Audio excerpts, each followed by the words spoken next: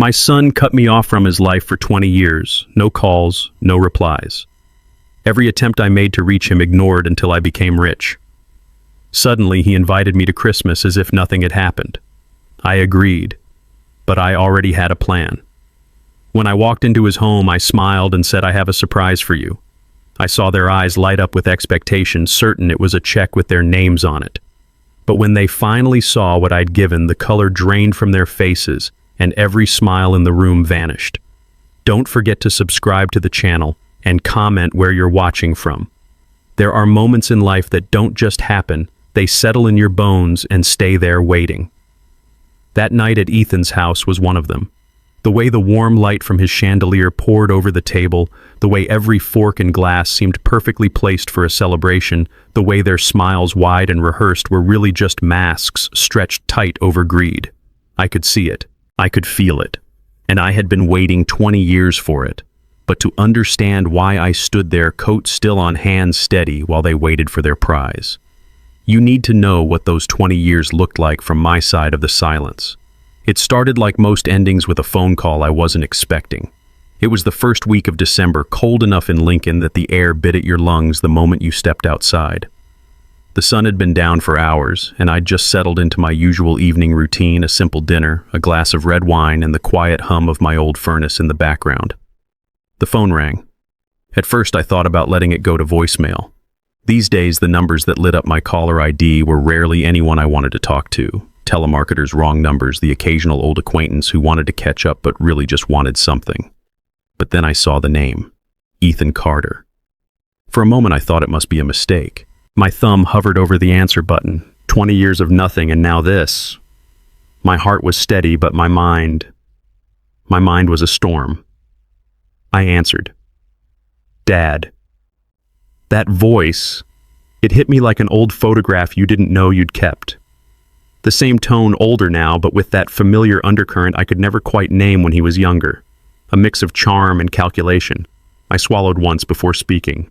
"This is unexpected," I said, letting my words come out slow. "Yeah. Well?" He gave a little laugh, the same one he used when he was 12 and trying to talk his way out of trouble. "It's been too long. We were thinking, me and Maddie, it might be nice to have you over for Christmas dinner. You know, family time. Family time." The words landed in my chest like a weight. He'd spent 2 decades making sure I didn't have any. So I asked, my tone as flat as the ice outside. He filled the silence quickly. "Yeah, Maddie's been talking about it for weeks. She's making her prime rib, the kids will be there." It'd mean a lot. I didn't answer right away. I let him talk, let him keep building this image of a warm family gathering like a salesman dressing up a bad product. Then he slipped it in almost casually. "And, you know, I heard you've been doing really well. That big property deal. Congratulations. Must feel good." There it was, the real reason for the call. Not reconciliation, not guilt, opportunity. I leaned back in my chair, staring at the frost crawling across my kitchen window. "Doing well enough," I said. "I'll be there." Then after a pause, just long enough for him to wonder what I meant. "And I have a surprise for you." He laughed again, softer this time. "That's great, Dad. Can't wait." We hung up. The kitchen felt different after that call, like the air itself had shifted. Outside, snow had begun to fall, thick and steady, settling on the quiet street. The kind of snow that erases footprints, that makes the world look untouched, even if you know it's not.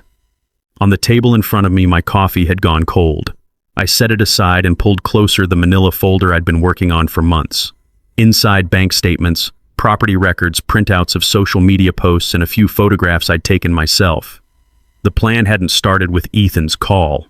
It had started long before, back when I realized that sometimes the best way to answer silence is with patience. That night I stayed at the table long after the call. The clock on the wall ticked steady, marking each second with the precision of a metronome. I thought about the last time I'd heard his voice in person 2 decades earlier in a house that no longer belonged to me. I thought about the birthdays where I'd wrapped gifts that never got opened. The cards I'd mailed that always came back with "return to sender" stamped in red. I thought about the winters I'd spent alone, the only sound in the house, the wind rattling the windows. And I thought about how quickly that silence had ended the moment money entered the picture. I got up, crossed the kitchen, and poured the coffee down the sink. It was bitter anyway. Then I went to the window and watched the snow pile higher on the branches of the maple in my yard. The streetlight outside cast a pale gold circle onto the drifts, and for a moment I could almost see another winter, another December when things were different. That was before Ethan learned how easy it is to erase someone from your life, before I learned how to live without needing to be wanted. When I finally turned away from the window, I knew two things for certain. One, Ethan thought he was in control of whatever would happen on Christmas. Two, he had no idea who he was really dealing with anymore. That week moved slowly, the way time does when you're waiting for something you've planned down to the smallest detail.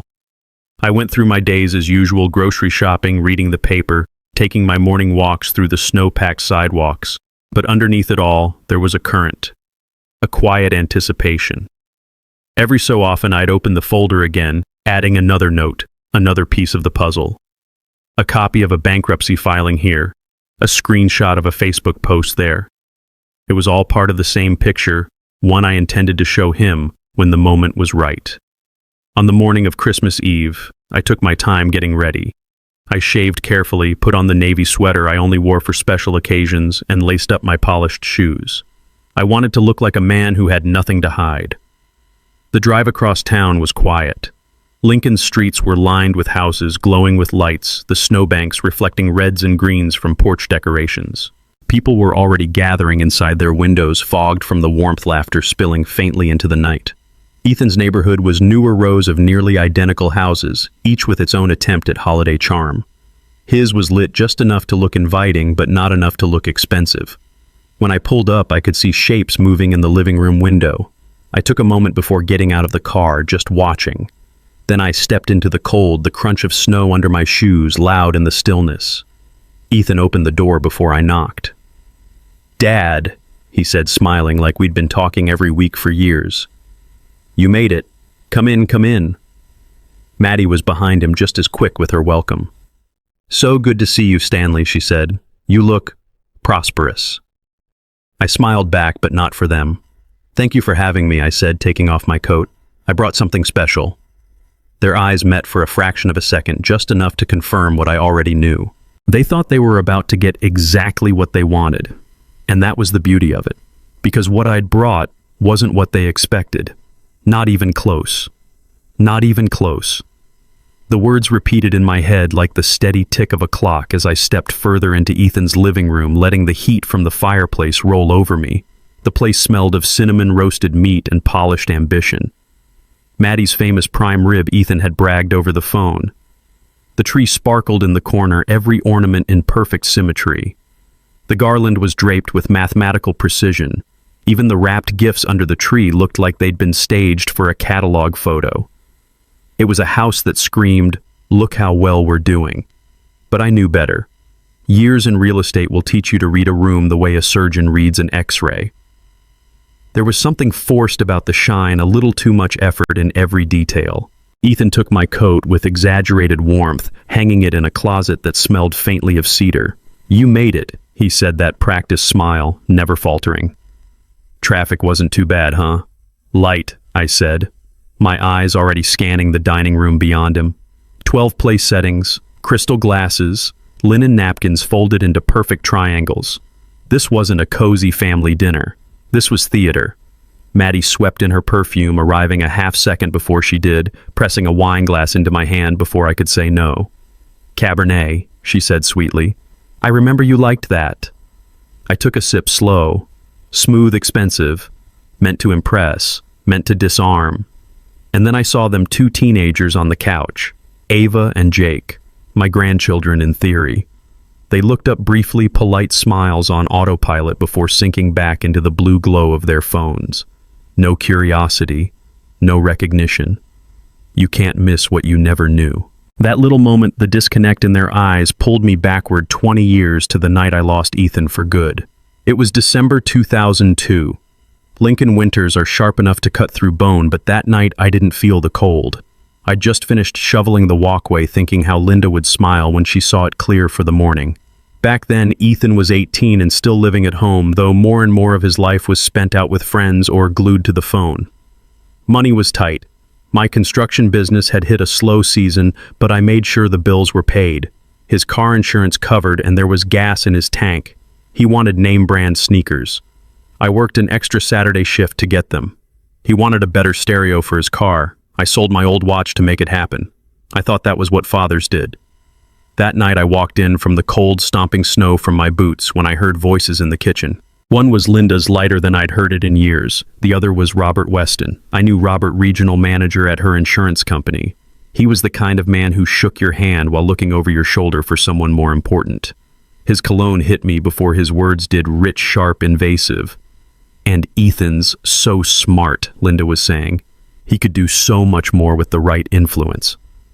Stanley works hard, Robert said mildly, but, well, stability's important too. I can offer that. I stepped into the doorway. Linda's face froze mid-laugh. Robert didn't even look surprised.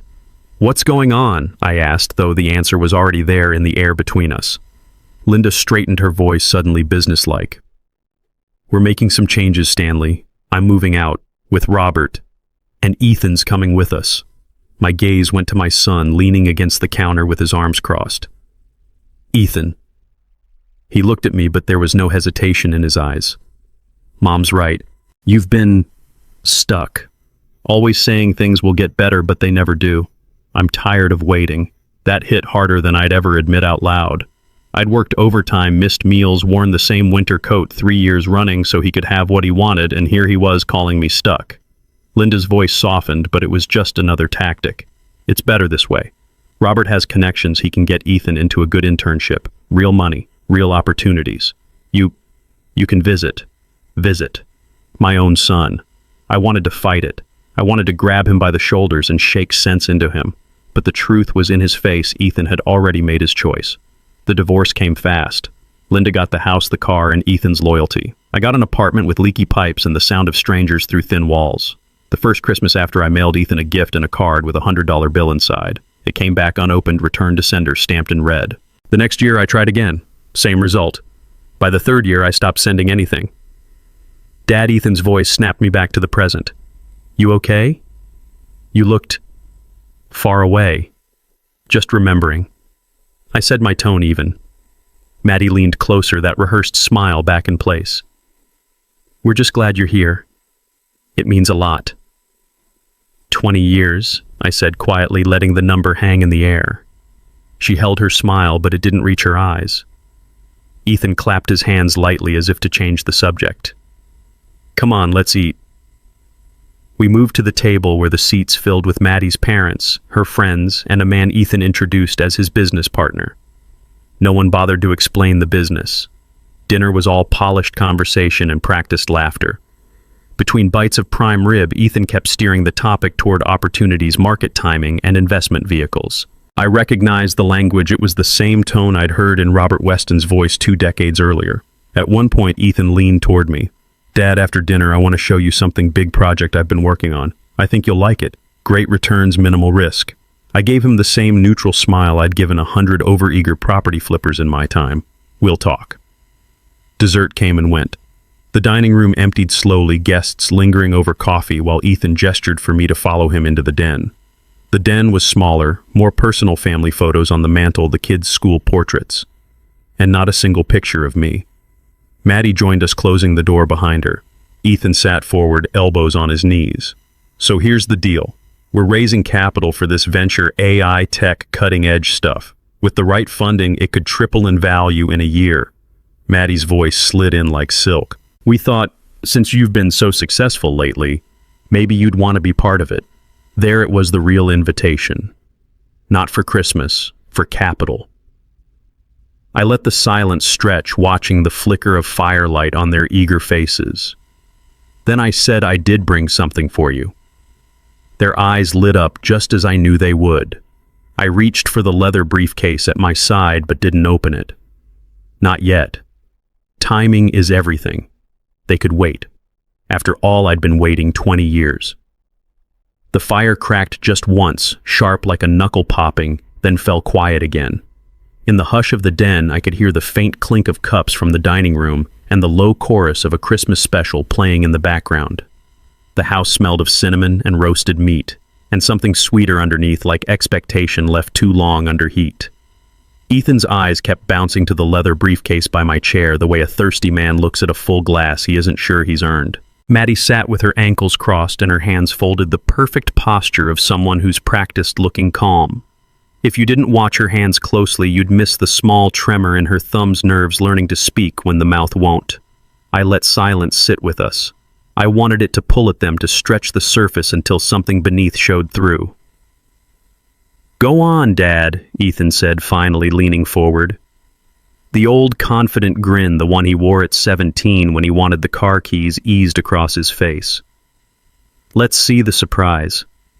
"Funny thing about gifts," I said, resting my palm on the case. "The best ones don't look like much from the outside." Maddie's smile sharpened.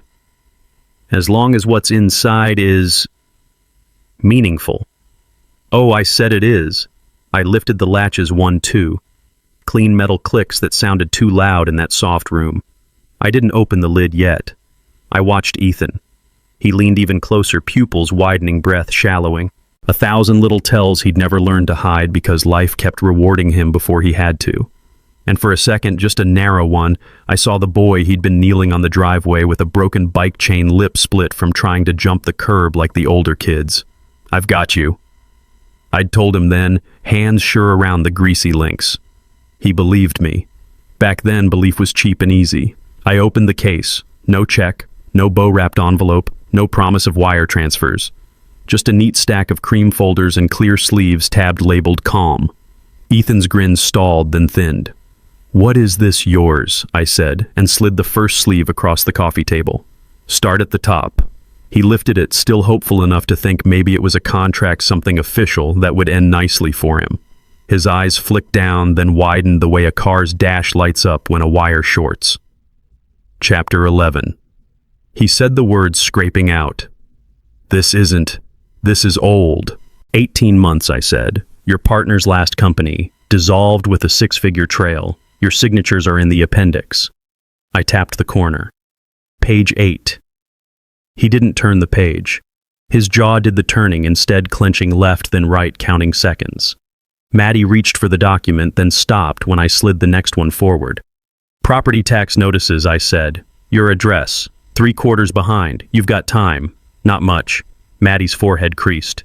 "You had no right to look at public records," I said. "Everyone has that right. Most people just don't look." I laid down another. Personal credit utilization across 4 cards. Cash advances totaling $38,000 in the last 9 months. Minimum payments. Deferred pain. "Stop," Ethan said. I didn't. I set the 4th sleeve in a clean line with the others and for a moment just watched him. He looked like Robert, in that second, the same thin anger that didn't know where to go when charm failed it. I felt something move in me, but it wasn't satisfaction. It was quieter than that. Something like a confirmed diagnosis.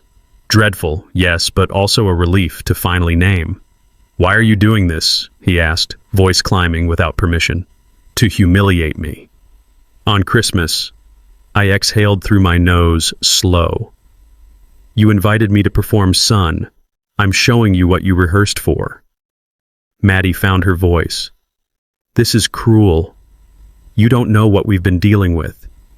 You don't understand the pressure we're under." "I understand pressure," I said. "I just don't confuse it with permission." The logs shifted in the grate. Sparks rose, brief and bright, and vanished. I reached into the case again, not for a sleeve this time, but for a plain white envelope with a blue stamp in the corner. I tucked it under my palm and thought about the night in 2002 when Ethan came home late wearing a jacket I couldn't afford, bought with money I didn't have. "It's just a jacket," he'd said. I'd stood in the kitchen doorway and stared at him, and he'd stared back at me and waited to see if I had it in me to take it away. I didn't. I wanted him to feel like the boys in the neighborhood whose fathers had done better by their families. I wanted him to fit. I gave him the feeling instead of the truth. That debt came due. "Do you remember," I said now, "when you were 16 and you wanted those sneakers that were on back order everywhere? You called 3 stores, hit a wall, threw the phone down, and walked away." He shifted in his chair. I spent the next 5 nights after work calling every outlet between here and Kansas City and drove 6 hours round trip in a snowstorm to pick them up. You opened that box on Christmas morning and didn't even look up. You just put them on and went outside to show your friends. Ethan swallowed, throat working. Why are you telling me this? Because you learned something that day, I said. That if you turned your back, I'd run faster to catch up. That if you were silent, I'd fill it. That's on me. I trained you badly. Tonight, I'm retraining both of us. I slid the white envelope across. This one is newer. Ethan didn't touch it at first. Then he pinched the corner and drew it toward him, opened it with his thumb, and read. The blood drained out of his face on a slow, precise schedule like someone turning down a dimmer switch. Maddie leaned in. What is it? He didn't answer. He handed it to her with fingers that had forgotten how to hold. She read.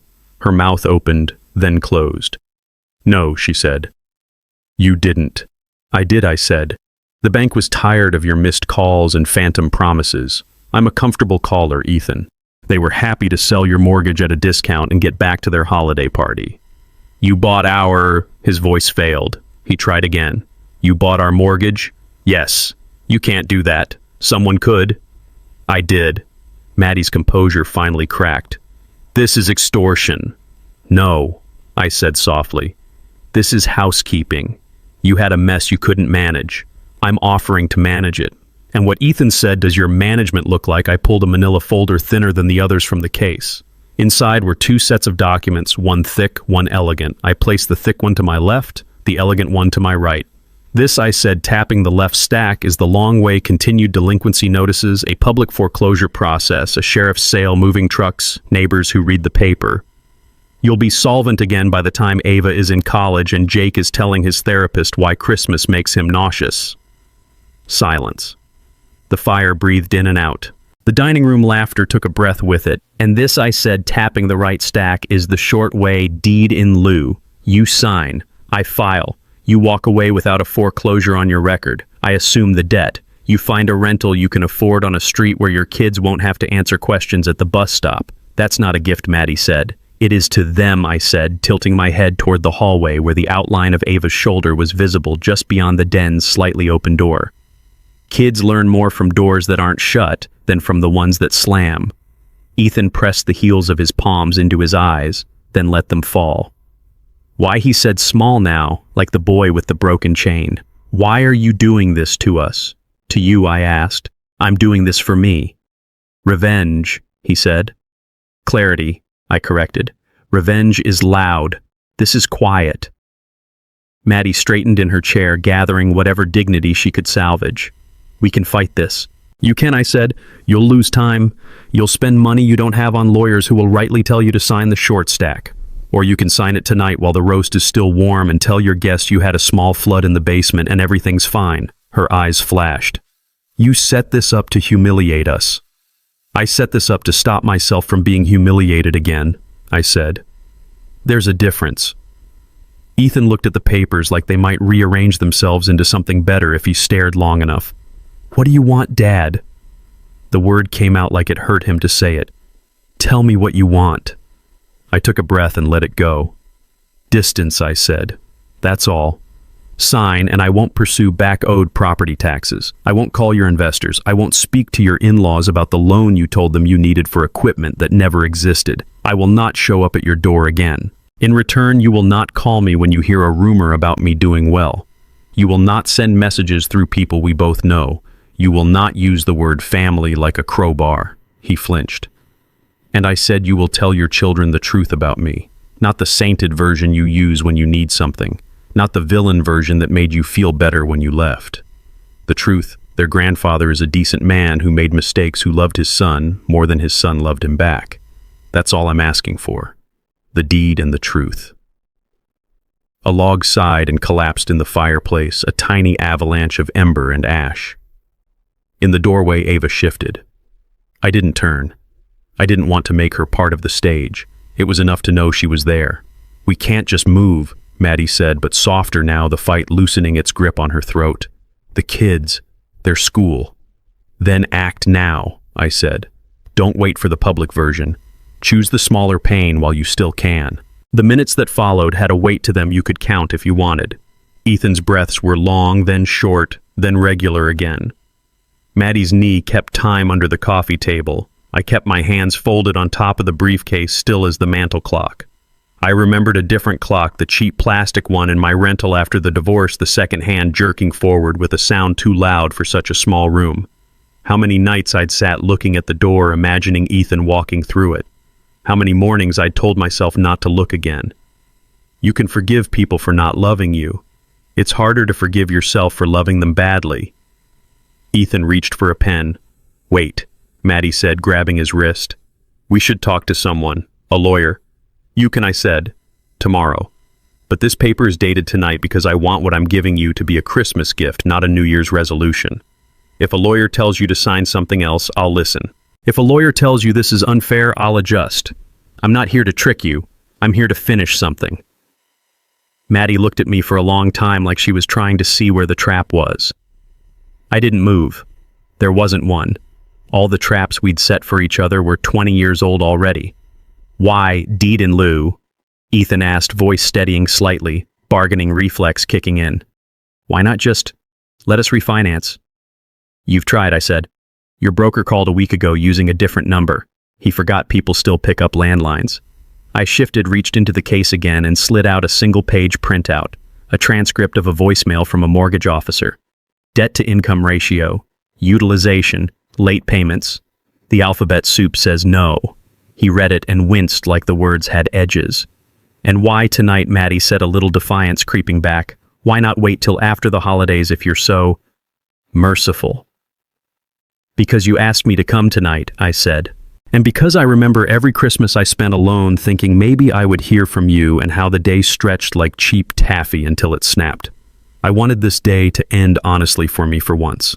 I slid the elegant stack closer, placed a pen on top, and waited. From the dining room, the muffled chatter shifted, a new voice joining, a door opening, then closing. The kids, or someone arriving late. It didn't matter. The den had shrunk to 3 people and a decision. Ethan took the pen. He held it like it might mark him back. He looked at me.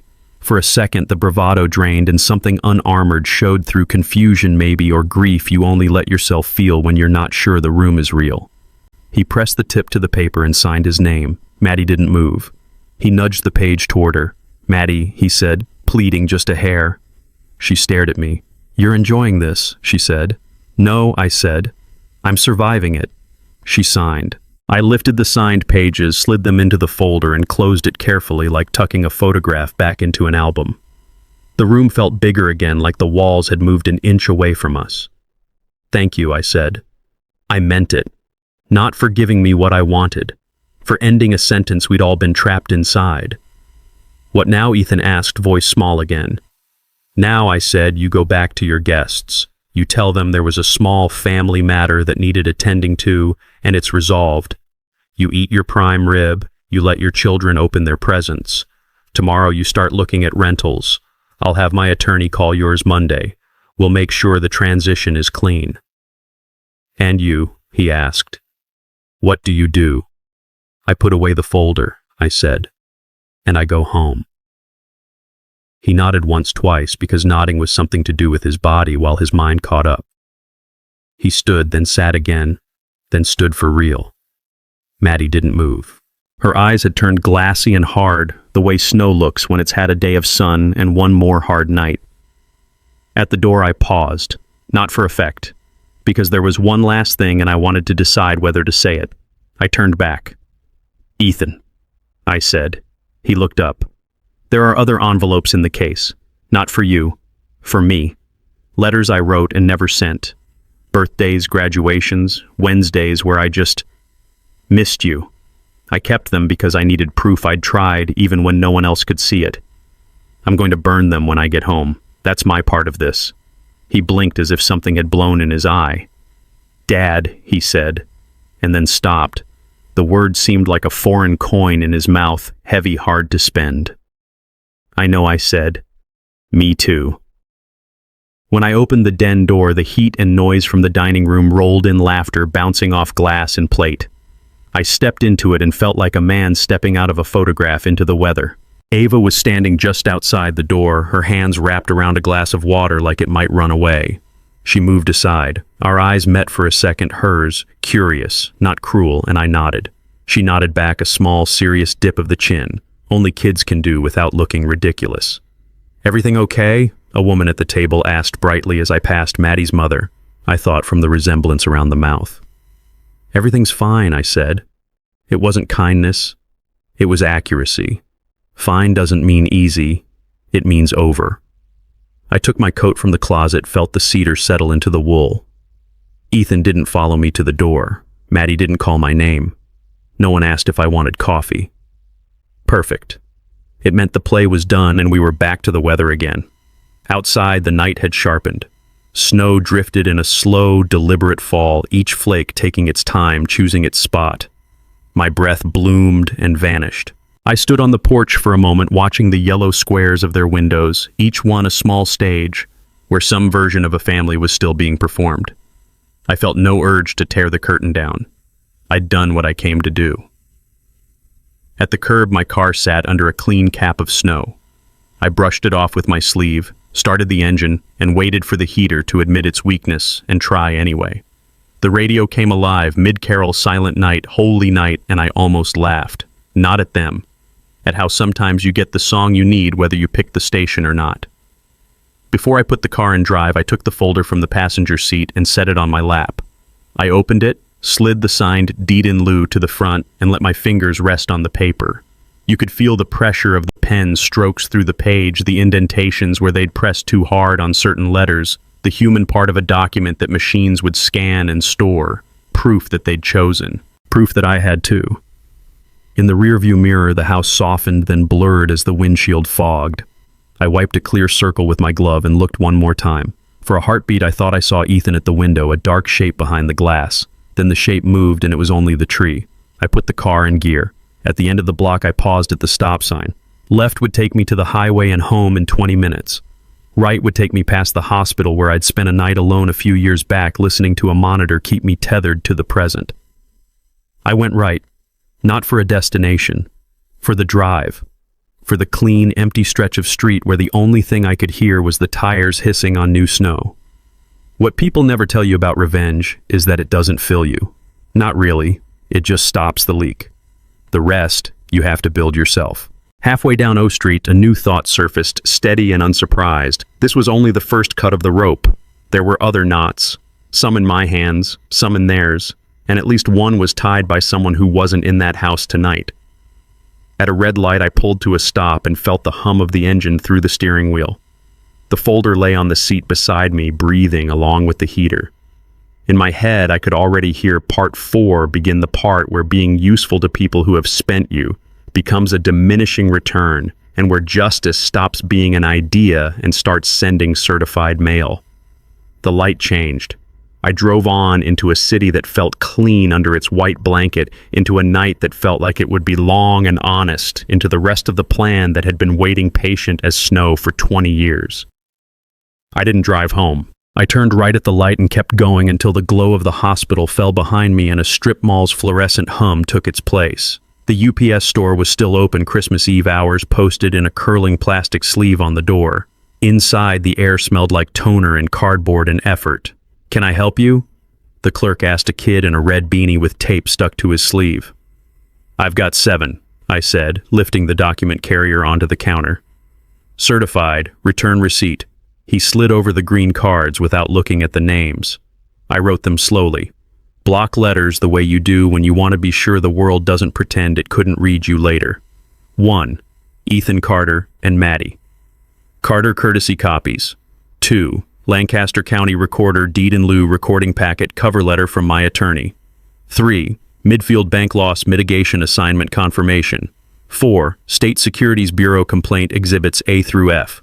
5. Attorney Marlene Rivera, a friend who knows how to stitch a clean line through a mess. 6. Frank Doyle, investor previously burned, as his email signature joked, though nothing about him felt like a joke. 7. Lincoln Journal Ledger business desk attention.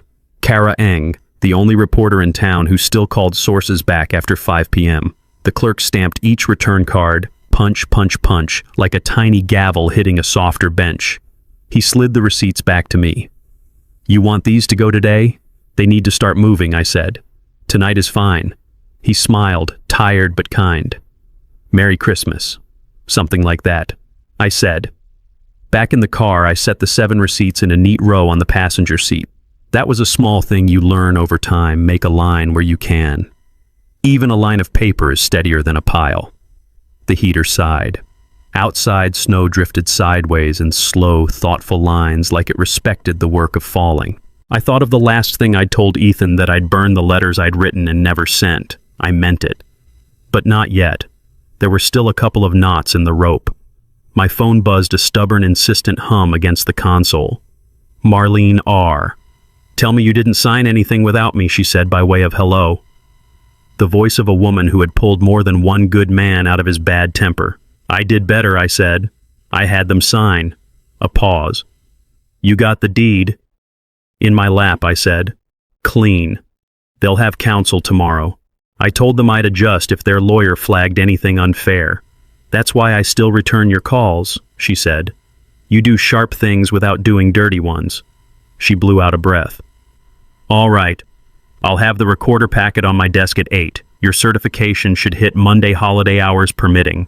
I'll file the electronic notice first thing so there's a clock running." "And the bureau?" I asked. "I read your draft," she said. "It's not a vendetta. It's a pattern. Unregistered solicitations, promissory notes dressed as friends and family bridge, investor funds commingled with personal expenses, restaurants with a comma in the check, weekend conferences in Vegas. The exhibits tell it without you saying a word." She paused. "You sure you want to put your name on it?" "You could file anonymously. I spent 20 years being a ghost," I said. "Not anymore." She was quiet in the way that means approval. "Expect a call after the holidays. They're not fast, but they're thorough." In the meantime, Frank emailed. "He's ready." "Patch him in," I said. A click, then another voice, warm grit over gravel. "Frank Doyle." "You were right about the boy," he said. I did not want to believe it. Nobody wants to think they got played by a kid with bright teeth and big words. But we did. Some of us needed to hear it from someone who wasn't trying to sell us the rest of the story. "You won't hear me gloat," I said. "Good," he said. "I don't like people who enjoy themselves too much right before a court date." Papers shuffled on his end. "I've got 2 others, Helen and Raj, willing to go on paper with their losses. We'll file civil first. If the bureau takes a swing later, they take it." "Serve after Christmas," Marlene said. "I don't love process servers and Santa hats. I've got a guy who wears sneakers to everything Frank said. He'll knock on the 26th. Amicable as a Sunday usher. The papers won't be. We said the things people say when a plan is ready to walk without us for a while. Be safe. I'll confirm, talk soon," and hung up. The car idled. The wipers ticked at a low setting. I could feel the old twitch in my fingers, the one that wants to tighten a bolt that's already tight. You have to stop yourself or you strip the threads. I drove. The hospital rose out of the snow ahead like a ship light soft behind glass, automatic doors breathing in families and letting them back out again. I parked on level 2, my spot from the year they slipped a wire through my artery and patched a narrowing I'd been pretending not to feel. Back then, I lay under a ceiling tile with a hairline crack and tried to decide who I would want at my bedside if I were someone else. I settled for the nurse who held my wrist and told me my pulse was stubborn. I liked that about me. The chapel off the lobby was empty as usual. Not a church I went to, but a room that understood how quiet works. I sat in the back row and listened to the building hum, the low organ of a machine keeping someone awake on a floor above me. I thought about the boy with the bike chain, the teenager with the new jacket, the man tonight holding a pen like it might bite him. I thought about the first time his voicemail said mailbox full, and how I kept leaving messages anyway because I didn't want a machine to think I'd given up. I took the bundle of old letters from my coat pocket. Rubber-banded edges softened from years of being carried from one drawer to another whenever I reorganized my hope. I slid one free and read 3 lines I already knew by heart. "Your birthday is next week. I found a book with maps of cities you've never been to. I don't know why, but it felt right to buy it anyway." I put the letter back. "Not yet," I murmured. "Soon." On my way out, a volunteer was wheeling a cart of small wrapped gifts toward the elevator things for the pediatric ward. Plush animals, coloring books, crayons in boxes that hadn't yet learned what it is to break. She smiled at me, the smile of someone who's chosen her shift instead of inheriting it. "You with someone tonight?" she asked. "Yes," I said. "Me. Her smile widened. Good company. Back in the car, I took a left at the first light and headed toward North 48th. The power center there looked like every other one in America, big boxes with big signs pretending they were smaller. But tucked between a flooring outlet and a store that sold 4 kinds of massage chairs was a glass door with a brass plaque, Fielding & Co. Main Property Management. The door was unlocked. The receptionist looked up as I stepped in. "We're closing at 6, she said. "You just made it." "I'm not here for a tour," I said. "I'm here for a key." She blinked, then looked at the sticky note on her screen. "Oh. The trust pickup. One moment." She vanished into the back and returned with a small neutral envelope and a laminated tag. Unit 3B, East Willow Townhomes. Underneath in clean block print, Tenant Carter pending. Contact on file, L. Hahn. "Manager asked me to remind you," she said as I signed. "It's a short-term furnished, 6 months extendable, month to month after. Utilities included. The kids'll like the courtyard." "They're not my kids," I said, and the surprise on her face made me hear how hard that sounded. "I mean, they are. They're just not mine the way it would make that sentence easy." She nodded like people do when they can't possibly know what you mean but want you to feel like you made sense anyway. "Merry Christmas," she said. I tucked the envelope into my coat. The trust that rented 3B had my money, but not my name. If Ethan signed tomorrow and behaved like a man he'd never know, I'd left a soft landing for his children. If he didn't, the property manager would call Maddie directly with instructions, no mention of me. Mercy works best clean. As I stepped back into the cold, my phone buzzed again. Unknown. The kind of number you answer when your life is made of a few people and a lot of moving parts. Stanley Brooks, a woman's voice said. Crisp, professional, curious. "This is Kara Eng from the Ledger. I got a packet tonight with your name on the cover and a story inside it." "That was fast," I said. "I live near the sorting facility," she said, half laughing. "Old habit. I check my mailbox on holidays. Keeps me from thinking the quiet means the world has stopped." "We could use more of that," I said. "I don't run hit jobs on families," she said. "No nonsense. I run patterns. You understand the difference I do. And you're comfortable being named." "I'm comfortable being precise," I said. "If you can't be that, don't write it." "I can be," she said. "But I won't be quick. Call me old-fashioned. I prefer to let the first wave of denial crash where it's going to crash, then see what's left on the sand." "Monday," I said. "After the holiday." "Happy in-betweens," she said and hung up. It was after 7 now, the kind of hour where families were clearing plates or fighting over the last clean fork or calling the one aunt who always insists on a video chat. I sat in the car and looked at the key to 3B. I pictured Ava's serious nod in the den doorway. I pictured Jake barely looking up from his screen and silently hoped he'd get stuck on a video about how to be a decent man and let the algorithm do something good for once. My phone lit up again this time with a name I expected never to see again. Linda. I let it ring twice and then answered. "Stanley," she said, and even in that one word I could hear the versions of me she'd tried on in her head before picking one that fit the story she was telling herself tonight. "Ethan called." I figured. "He says you bought the mortgage, that you humiliated them." "I bought a debt," I said. "I offered a cleaner exit. They chose it. You always were good with practicalities. And you always were good with narratives." I kept my voice even. "You told me once he needed a winner for a father. You got your wish. Just not the kind you had in mind." She ignored that. "They have kids, Stanley," I noticed I said. "I did something they'll feel not see. That's all you need to know. You could have called me," she said. "Why?" I asked. "So you could tell me to be reasonable while he asked me for a check. We lived that scene when he was 18. Silence. Then softer. "He was a boy. He's not anymore." "And you," she said. "What are you now?" "Done," I said, and let the word sit long enough for both of us to look at it. She exhaled something that wasn't quite a laugh. "Robert always said you'd make a good enemy if you ever stopped being so polite. Tell Robert I'm late to the job, but punctual now." I paused. "And tell him he taught me more than he meant to, that some men mistake being early for being right." "Happy Christmas, Stanley," she said, which was either brave or cruel and probably both. "Peace," I said, because some words still mattered to me, and hung up.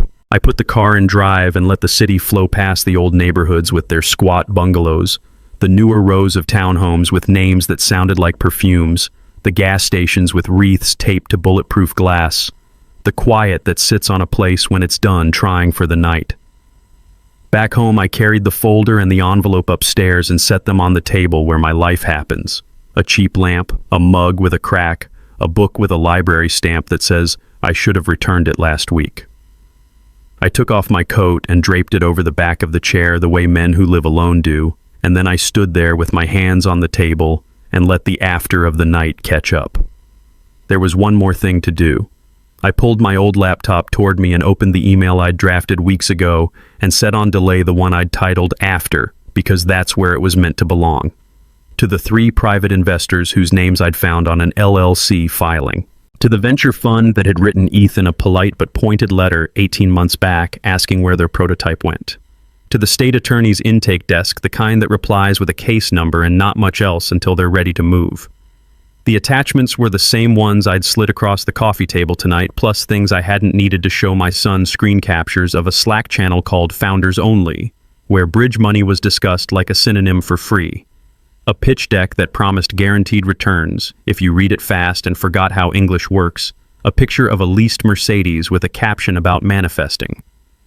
I read the email once more. It wasn't angry. It was an outline.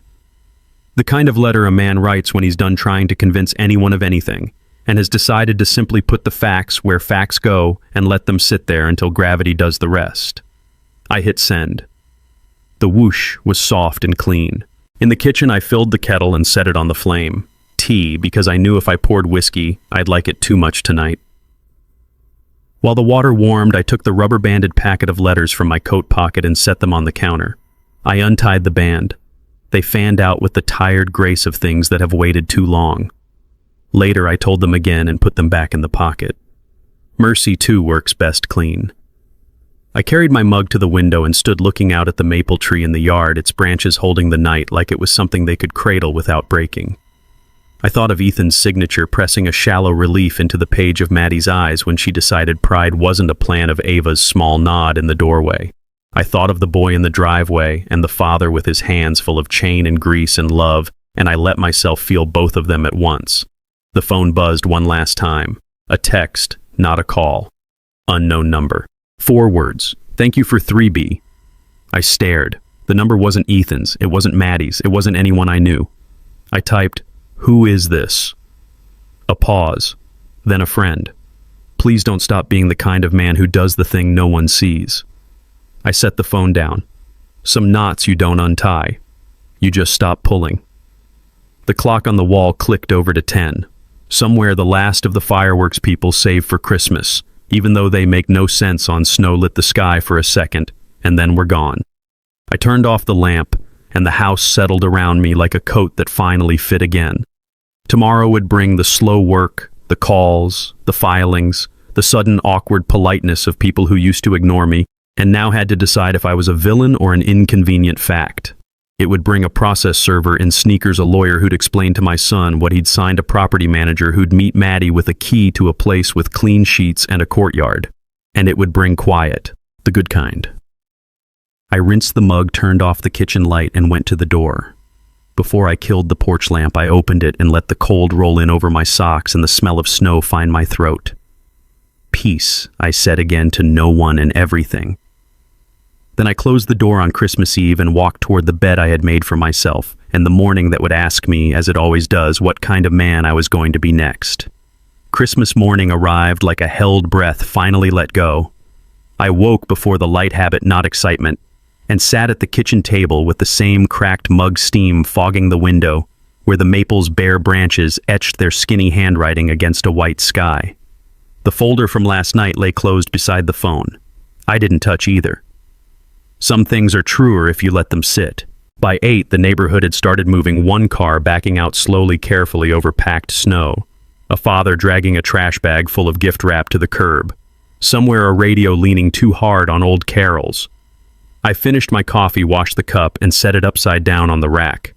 Small jobs you can complete are good companions on days built for waiting. At 9:17, the phone buzzed. Frank Doyle. All right, we're off. Sneakers, no Santa hat. Expect a knock on the 26th before lunch. I typed back, "Thanks, Frank. Easy does it." He replied with a thumbs up. Frank's economy of words was something I respected. He didn't spend language he didn't need. 10 minutes later, Marlene's name slid up the screen. "Recorder's online intake is live," she said. "I've put the deed in lieu packet at the top of my stack for the 27th, but I'll file the electronic notice today. Clock starts now. Thank you. And Stanley, breathe. You don't need to call anyone today. Let the paper travel." "I will," I said. "I am." "You say that like a man practicing it." "I am," I repeated. And she laughed softly. "Merry Christmas," she said. "Peace," I answered, because that's the word I had chosen for myself this year. I didn't have to imagine what Ethan's morning looked like. I'd seen enough kitchens to know the choreography. Maddie at the island with a mug she never drank from Ethan's phone face down on the counter, then face up again, kids moving around the edges trying to read the weather. The first crack in a dam is invisible until it isn't. When it shows all at once. At 10:32, a number I didn't have saved called, then called again. I let it go to voicemail.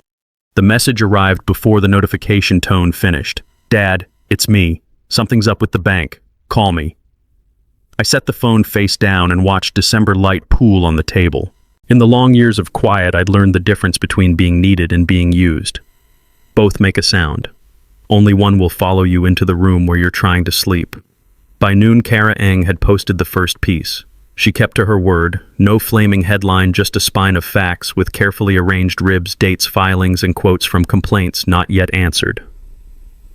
Local entrepreneur faces questions over investor funds.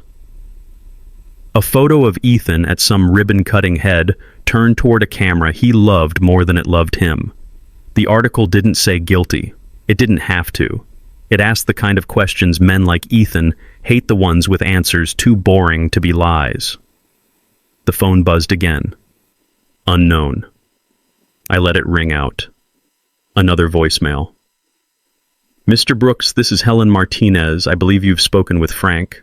I wanted to say, "Thank you for putting your name on this. Most folks won't." A pause. A breath. "We'll be in touch after the holiday." I listened twice, not for content, but for tone. Resolve wears a different coat than anger. Hers fit. I stepped outside for a walk. The snow had crusted over during the night and my boots made a clean, satisfying sound. I passed the house with the lopsided reindeer and the one with too many lights, and the one with none at all, a single wreath hung at an angle I resisted the urge to fix. A boy on a sled lost his footing and spilled into the yard laughing. His father laughed with him. It was good to hear. You don't have to be part of a thing to be warmed by it. Back home, I made tea. I was learning to prefer it to whiskey on certain nights and most mornings. The kettle sang a thin, earnest note.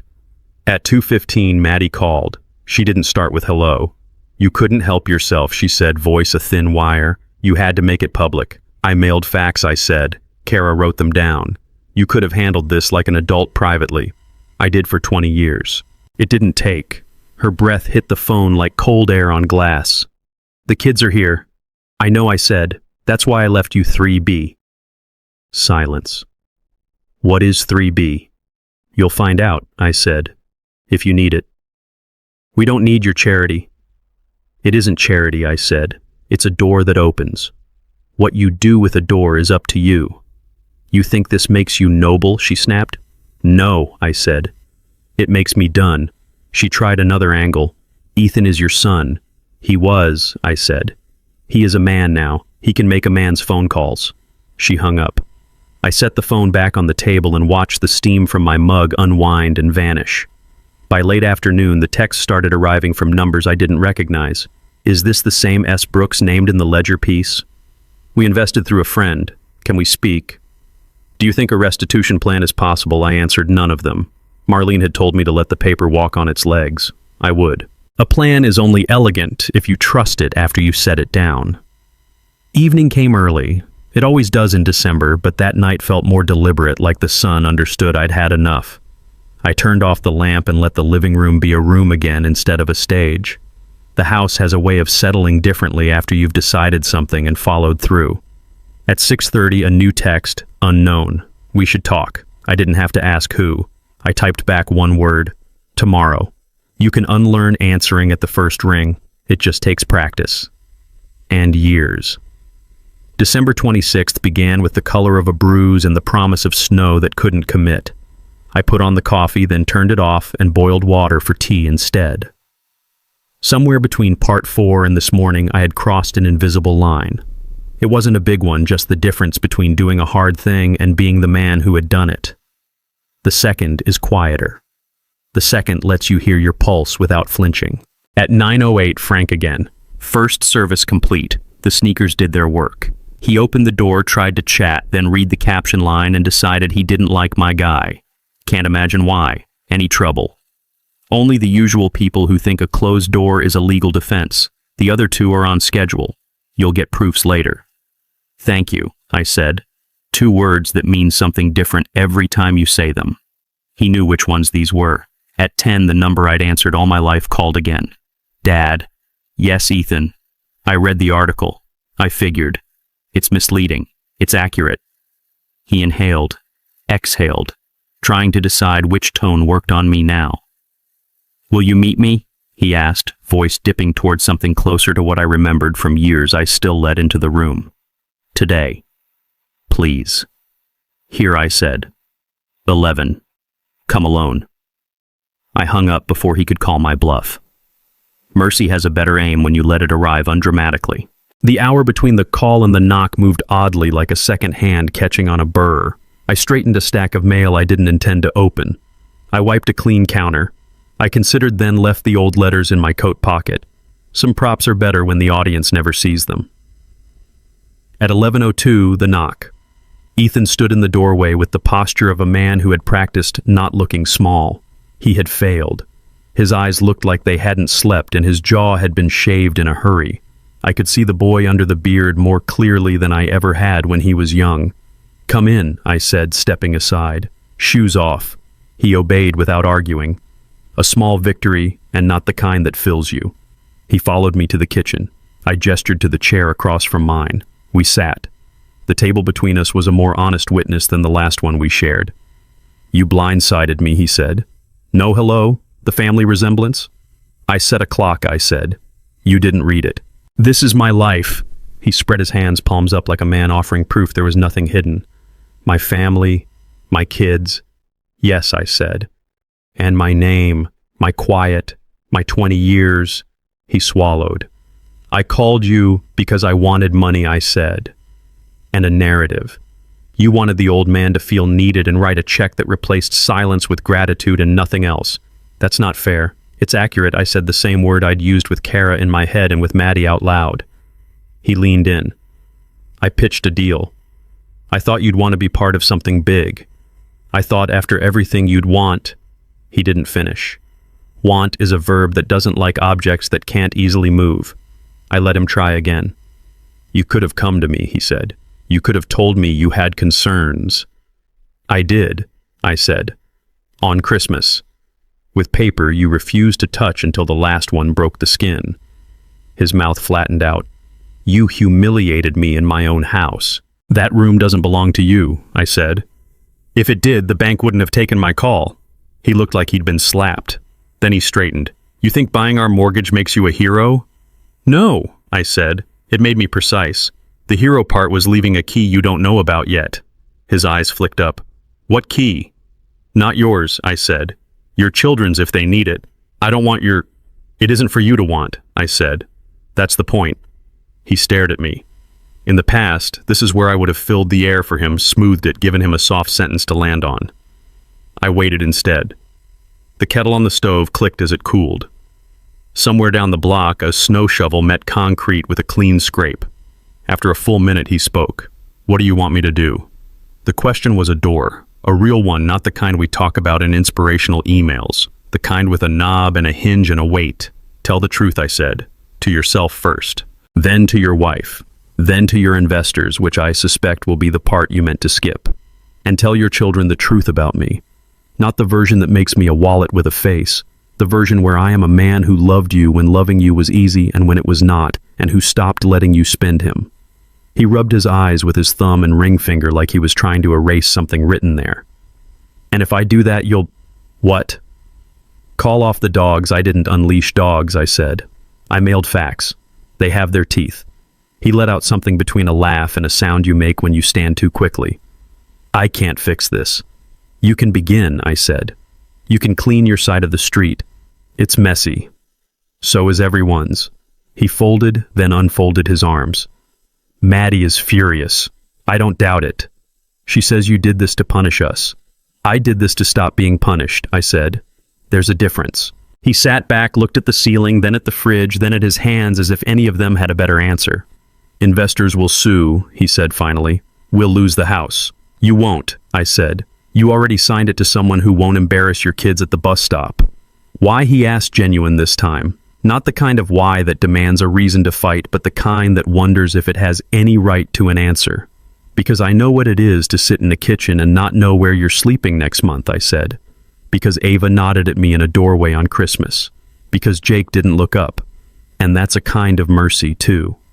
His mouth quivered, then steadied. You talked to Mom. She called me, I said. We said old words to new people. Neither of us is better for it. He smiled at that, despite himself, a thin, tired curve. She thinks you're dangerous now. I think I'm accurate now, I said. The danger is a story other people tell so they don't have to change. He nodded, a small movement that looked like it cost him. What's next Monday? Your lawyer calls mine. Tuesday the recorder logs the deed. The bureau will move when they move. The paper will write when it writes. Your job is to answer the phone you use to ignore, even when the person on the other end has nothing you want.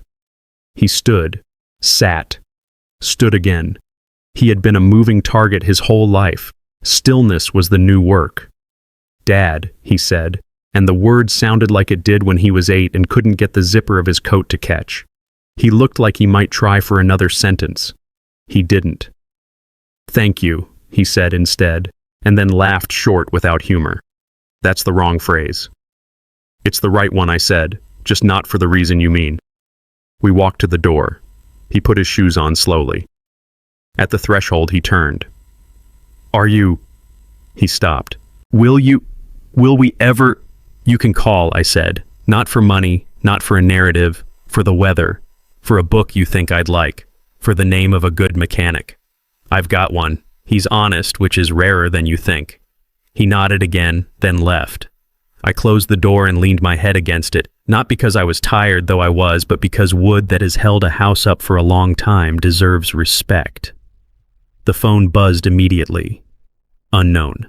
A text. We're at Fielding. They say there's a key. I stared at it. Then another ping Unit 3B. It's clean. There's a tree outside the window.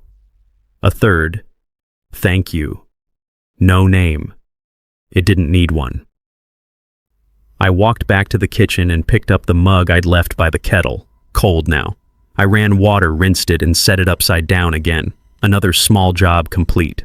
Across the street, a neighbor emerged with rock salt and scattered it in a careful arc across his steps, testing each one with his boot. I watched him finish the chore, then watched him stand for a moment and admire the work he'd done the way men do when the job is small enough to see all the way across.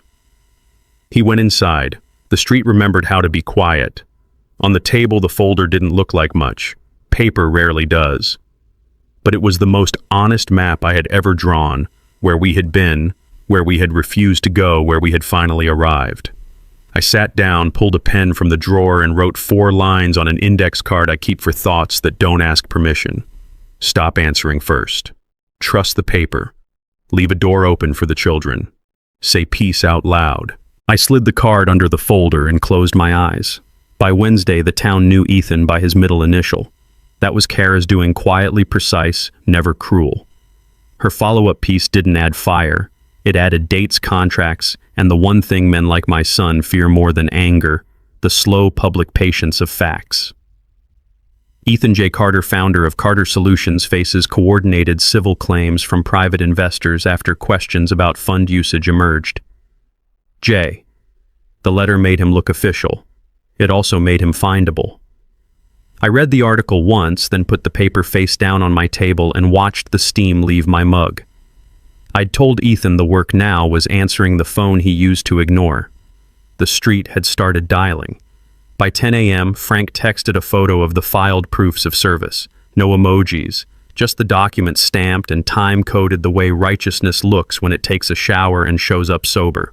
Marlene emailed next. Recorder acknowledged receipt. Electronic notice of interest logged. Physical packet in queue for 12:27. You're on the clock, Mr. Brooks. She wrote to me like I was a client and a cousin at the same time. That's a good lawyer, someone who can be family without turning into it. I put the phone in the drawer and closed it. Men who've waited 20 years can wait an hour more. The first knock came from my neighbor Al with a snow shovel in one hand and a Tupperware in the other. Beef stew. He didn't say he'd read anything. He just set the warm plastic on my counter and said, "We had extra the way decent people do when they want to give you something without turning you into a story." I thanked him, and we talked about salt mixtures and whether the city would get to our block before Friday. We shook hands at the door like men agreeing to shovel again tomorrow. The second knock wasn't a knock. It was an engine that idled too long at my curb and then cut. I didn't need to look. I knew the posture of that quiet. I opened the door before he raised his hand. Ethan stood there, cap low, collar up. Not angry, not yet. Worn. He looked like a man who'd tried on 6 expressions in the car and none of them fit. "Can I come in?" he asked. "You already are," I said and moved aside. He took his shoes off without being told. Progress. He followed me into the kitchen and didn't sit until I gestured. He put his hands flat on the table as if to show the room they were empty. "I did what you said," he began, and the words hit oddly like he'd lifted a weight he didn't know how to carry yet. "I called Frank. I called Ms. Martinez. I apologized." The last syllable worked hard to come out of his mouth. "And I asked. They were civil," he said. "In that way people are when they're deciding whether you deserve mercy or the full weight of what's coming." He rubbed the bridge of his nose with his thumb and forefinger. "They want a full accounting. Bank statements, credit card records, the deck I used, receipts." "That's reasonable," I said. "It's humiliating." "It's honest," I said. "You can hate it and still do it." He flinched not at the words, but at the mirror in them. "Maddie is packing boxes," he said, and his voice softened without asking. "We told the kids we're downsizing." He laughed once, a short bark with no dog behind it. "She was furious at you for 3B until she saw the windows. She's been to the unit I asked. Yesterday," he said, "with the property manager. I didn't know until after. She said the carpet doesn't feel cheap. The beds are made. There's a tree outside the back bedroom." He swallowed. "She said it will do.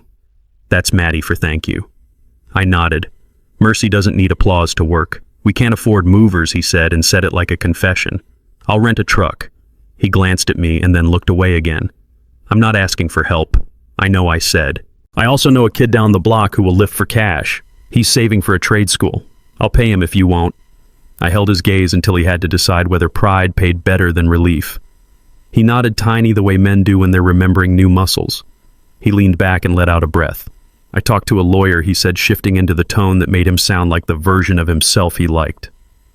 "She thinks we can petition to unfreeze the brokerage, make a case that living expenses shouldn't be held hostage. She says if we show good faith accounting restitution plan, they'll work with us." "Listen to her," I said. "Good lawyers are expensive because regret costs more." He smiled at that, tired and true. "She asked me why anyone would sell a mortgage like that at a discount," he added. I told her because someone polite asked. We'd reached the edge of what he was ready to say without help. I slid a folder across the table thinner than the others. No tabs, no labels. He left his hands on the table a second longer than he needed to, then took them. "What's this, an exit that doesn't ruin you completely?" I said. "It's not easy. It's honest. There's a difference." He opened it.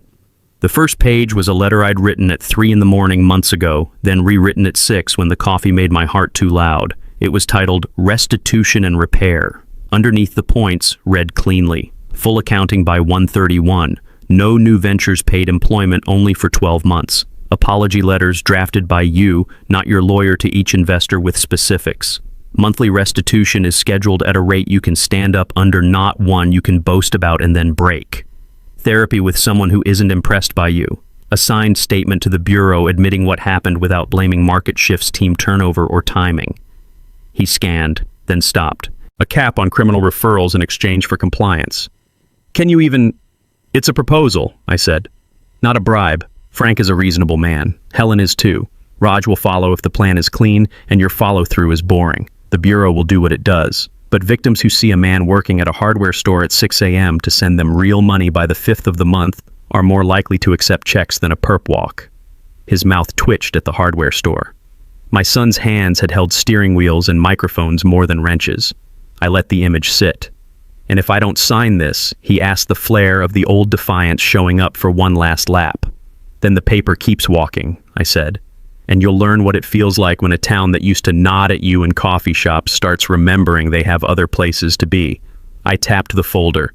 I'm not bargaining for you. I'm putting a path on the table. You can take it. You can lose it. I will be the same man either way. He stared at the final page signature lines with dates. The room breathed with us. Somewhere outside, a delivery truck hissed to a stop and then started again. The world is rude enough to keep moving while you try to be better. He closed the folder and set it on his lap like a weight he couldn't yet carry or put down. I need to talk to Maddie, he said. You do, I agreed. And then you need to stop talking and start doing. Talking is a business model you've already used up. He nodded. When he rose, he paused in the hall. Dad, he said, and then swallowed the rest of the sentence. I'll call you tonight. Not for money. For the weather is fine, I said, and that made him smile, brief, a man remembering he has a father, even if he doesn't know what to do with him. He left. The door shut. The house returned to being a house. I didn't get the call that night. I didn't expect to. Men who are trying to decide whether to remain boys take longer to dial. Instead, I got Kara. Can I quote you? She asked, cutting to her job, because that's how you teach sources to trust you. Depends, I said, on whether you're asking me for sentiment or sentences. Sentences, she said. The town is curious how a father whose son ignored him for 20 years can be both the man who files a deed and the man who pays for a rental with a tree outside the window. I'm tired of being read as either.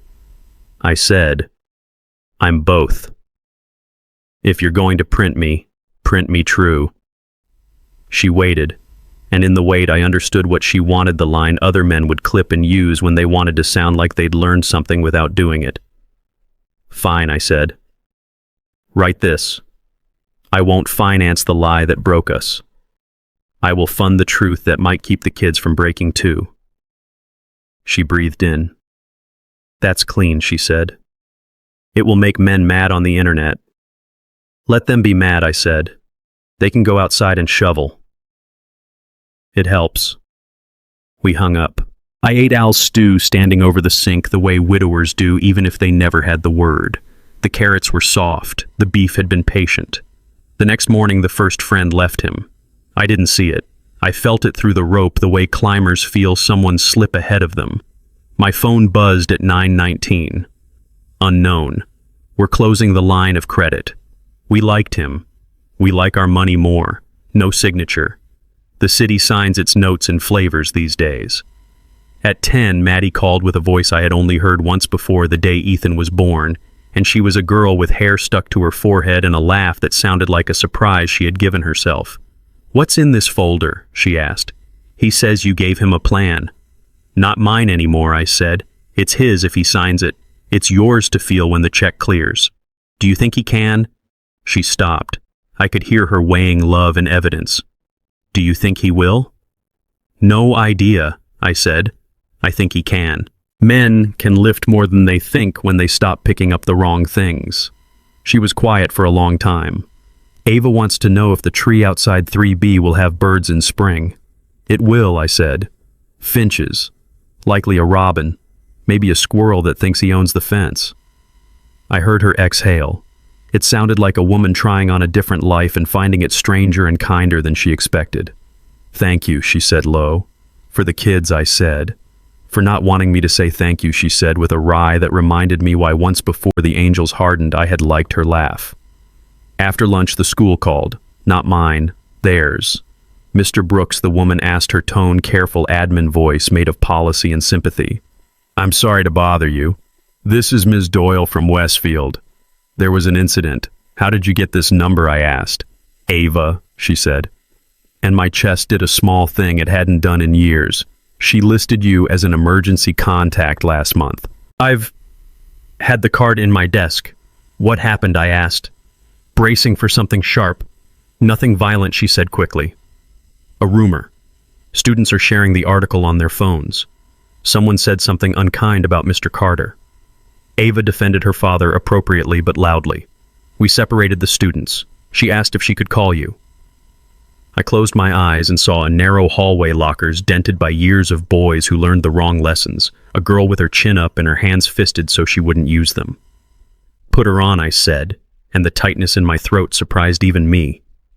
There was a rustle, a chair scraping, then high, soft and low. Hi, I said. It's just me. They said things, she said. About Dad. About you. Kids say things, I said. So do grown men. Some of us learn to stop. Some of us learn to make it useful. She was quiet, then very small. Will we move? Yes, I said. But you'll take the tree with you. That helps. Is it your tree? She asked. And I heard the engineering in the question, how kids build their bridges with pronouns first. No, I said. It's yours if you stand under it. That's how trees work. They don't check our names. She let out a breath that sounded like a child putting down a backpack. Are you mad at Dad? She asked next. I'm mad at what he did, I said. Not at you. Not at the man he still might be. She was quiet long enough I wondered if the line had dropped. Then, okay, she said. Bye. Bye, I said. Tell Ms. Doyle I'll bring muffins to the office next week. Teachers like muffins more than apologies. A half laugh. Okay. When the line clicked, I set the phone down and let the room adjust to the absence of a girl whose voice had made it larger. Then I wrote Ms. Doyle muffins on the same index card where I'd written, say peace out loud. By Friday, the second friend left him. This one he called a partner in the kind of voice you use when you know you're lying and hope the word will make it so. The venture fund started with 3 words that read like 7. We are evaluating. That's business for. We read the article and we count our money twice now and we'll call you when we don't. Kara called to verify a quote and told me in a tone that put armor over kindness that her editor wanted a photo of me. I told her to ask Al. He's better looking, I said. And he brings Stu. She laughed. You're going to make half my readers fall in love with you, she said. Then they'll get mad that you're not a tidy story. That's America, I said. We love a clean sin and a dirty redemption. This is the other way around. Friday afternoon, Ethan returned. No cap, no practice smile. A man with a folder and a pen he had not borrowed. He didn't wait for me to invite him. He set the folder on the table. He opened to the signature page. I'll never forgive you for the way you did it, he said, voice level. But I might thank you someday for doing it at all. I can live with that, I said. He signed. The pen left a groove I could feel with my finger. He slid the paper back to me, then to himself. Again, then to me. Letting go is a skill. What now, he asked. Now I said, you take a job. I have a degree, he said, the first reflex of pride flaring weakly. Good, I said. You can add and show up. My friend Luis at the lumberyard needs someone who knows Microsoft Excel and how to lift without complaining. Pay is $15 to start, more if you last 3 months. The work ends when the truck is empty, not when your sentence does. He laughed, shocked and pained. You want me to stock 2x4s? I want you to be a man who brings home a check that can be cashed, I said. Investors don't accept potential after your name runs in the paper. They accept money with dates on it. He rubbed his jaw, feeling the stubble he'd missed that morning. A boy would have said no. A man said, give me his number. I did. He typed it into his phone and without drama pressed call. I listened to him leave a message for a man he didn't know about a job he didn't want so he could pay people he had wronged. That's a powerful kind of sentence. It doesn't end with a period. It ends with a paycheck. He hung up. They'll call me back, he said, like a boy trying on faith. They will, I said. Luis calls everyone back. He's old-fashioned. He thinks being reachable is part of being decent. Ethan stood. He didn't move to the door. I went by the hospital, he said, eyes somewhere near the corner of the room, to the chapel. I thought about how quiet works. He glanced at me and smiled small. You were right. It's different there. It's honest there, I said. Hospitals don't lie. Their floors are too clean for it. He nodded, and then did something I'd stopped expecting years ago. He put his hand on my shoulder. It wasn't a hug, it wasn't grand, it was contact. It was a man saying without language, I see you and this is awkward and also not enough and also everything I can do today. I didn't move. I let it be what it was. He left. The house didn't get bigger or smaller. It remembered it had been built to hold weather. Saturday morning Linda arrived. I knew it was her by the knock. There's a way she hits a door that says she belongs on both sides of it. I opened to a coat worth more than a used car and a mouth set like a signature she'd practiced alone. Robert wants to sue you, she said, breezing by me as if the house were a waiting room to the conversation she'd brought. He says you've defamed the family. He says you're his words performing poverty porn. I leaned against the counter, put the kettle on because that's what the body does when the mind needs a job, and said Robert should take a nap. He has counsel, she said, chin lifting. He always has counsel.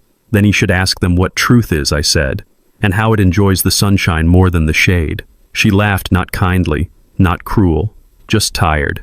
You think you're holy because you bought a townhouse and wrote a letter? No, I said. I think I'm done being a wallet and a wall. I poured hot water over the tea. Do you want any? No, she said, though she looked at the steam like it was speaking. We stood there like two people at the edge of a lake. We couldn't enter. Finally, she set her purse down and leaned her palms on my table, the same table where our son had signed the thing that would save him if he let it. He's working at a lumberyard, she asked, as if saying it wrong would make it untrue. He is if Luis calls back, I said. Which he will. He's never done that kind of work. Then he'll be new at something, I said, which is healthy. She watched me, weighing whether I was the man she had left or the man who had mailed 7 envelopes without shaking. What if he fails? She asked, voice small enough to be the girl I knew before we turned into the people we became. Then he'll fail honestly, I said, which is more than we can say for how he succeeded. Her eyes got glassy and angry at the same time. She blinked both back. I wanted a winner, she said, like a confession she didn't know what to do with. You got one, I said. It just took longer than you planned and didn't look good on a holiday card. She exhaled a laugh that wasn't a laugh. Robert will still sue you, she said, because some people need a prophecy to keep from drowning in an admission. I'll let Marlene know, I said. She likes men who send her work that pays. Linda picked up her purse, put it down, and picked it up again. She looked around my small kitchen like it had answers I hadn't offered.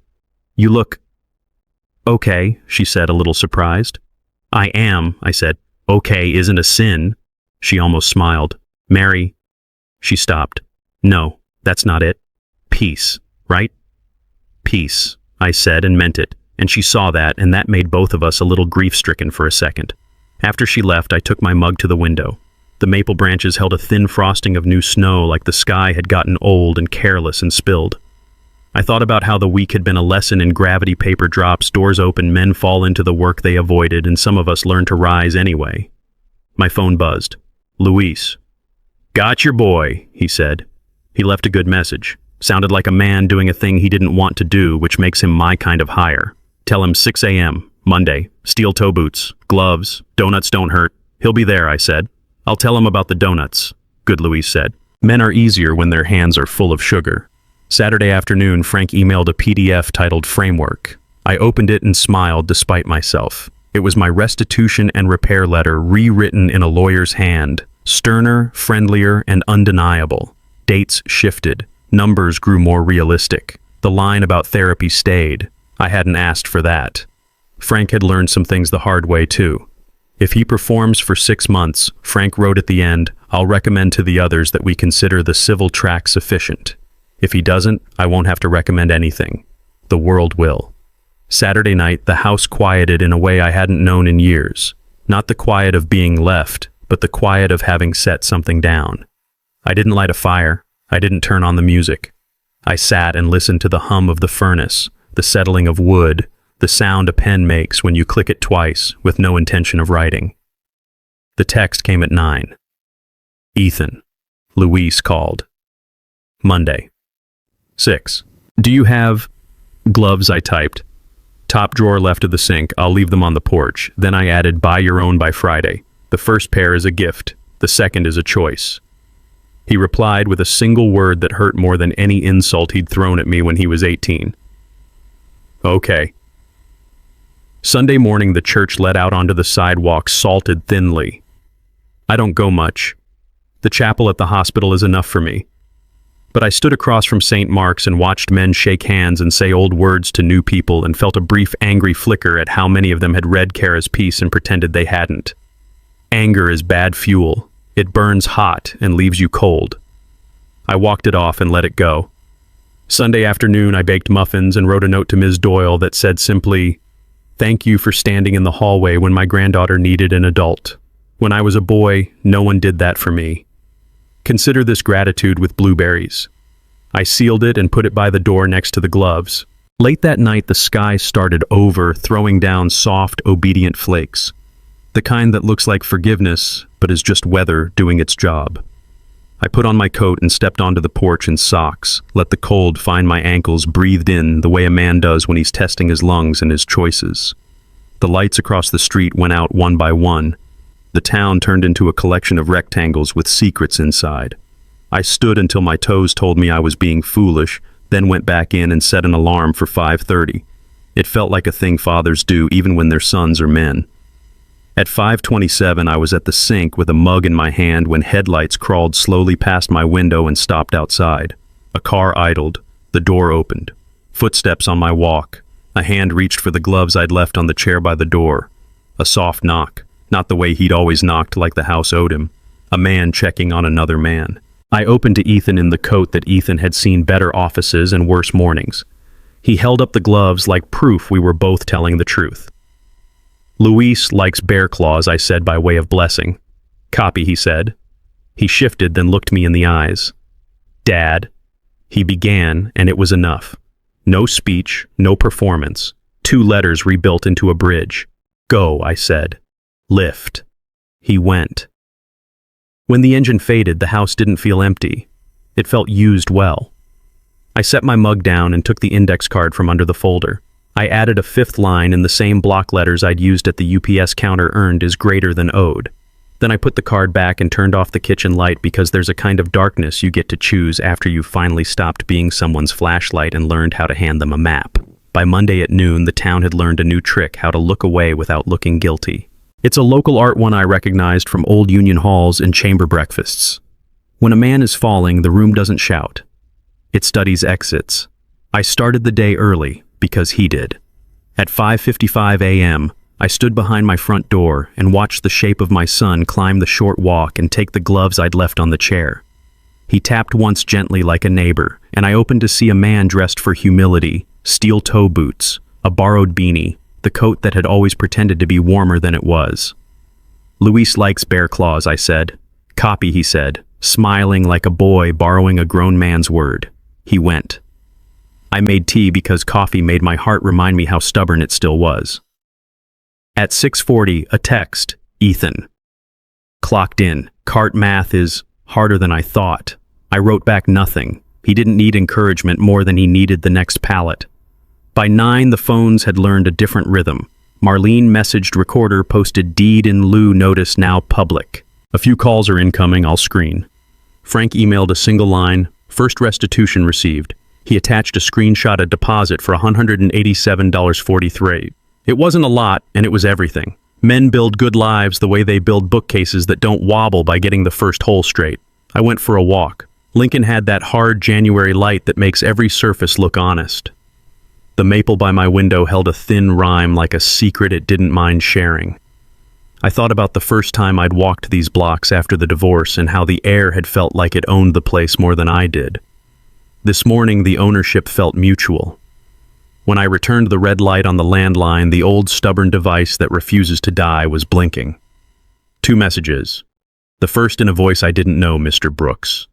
This is David from First Midfield. We wanted to confirm receipt of the assignment of the mortgage. Please contact our loss mitigation department.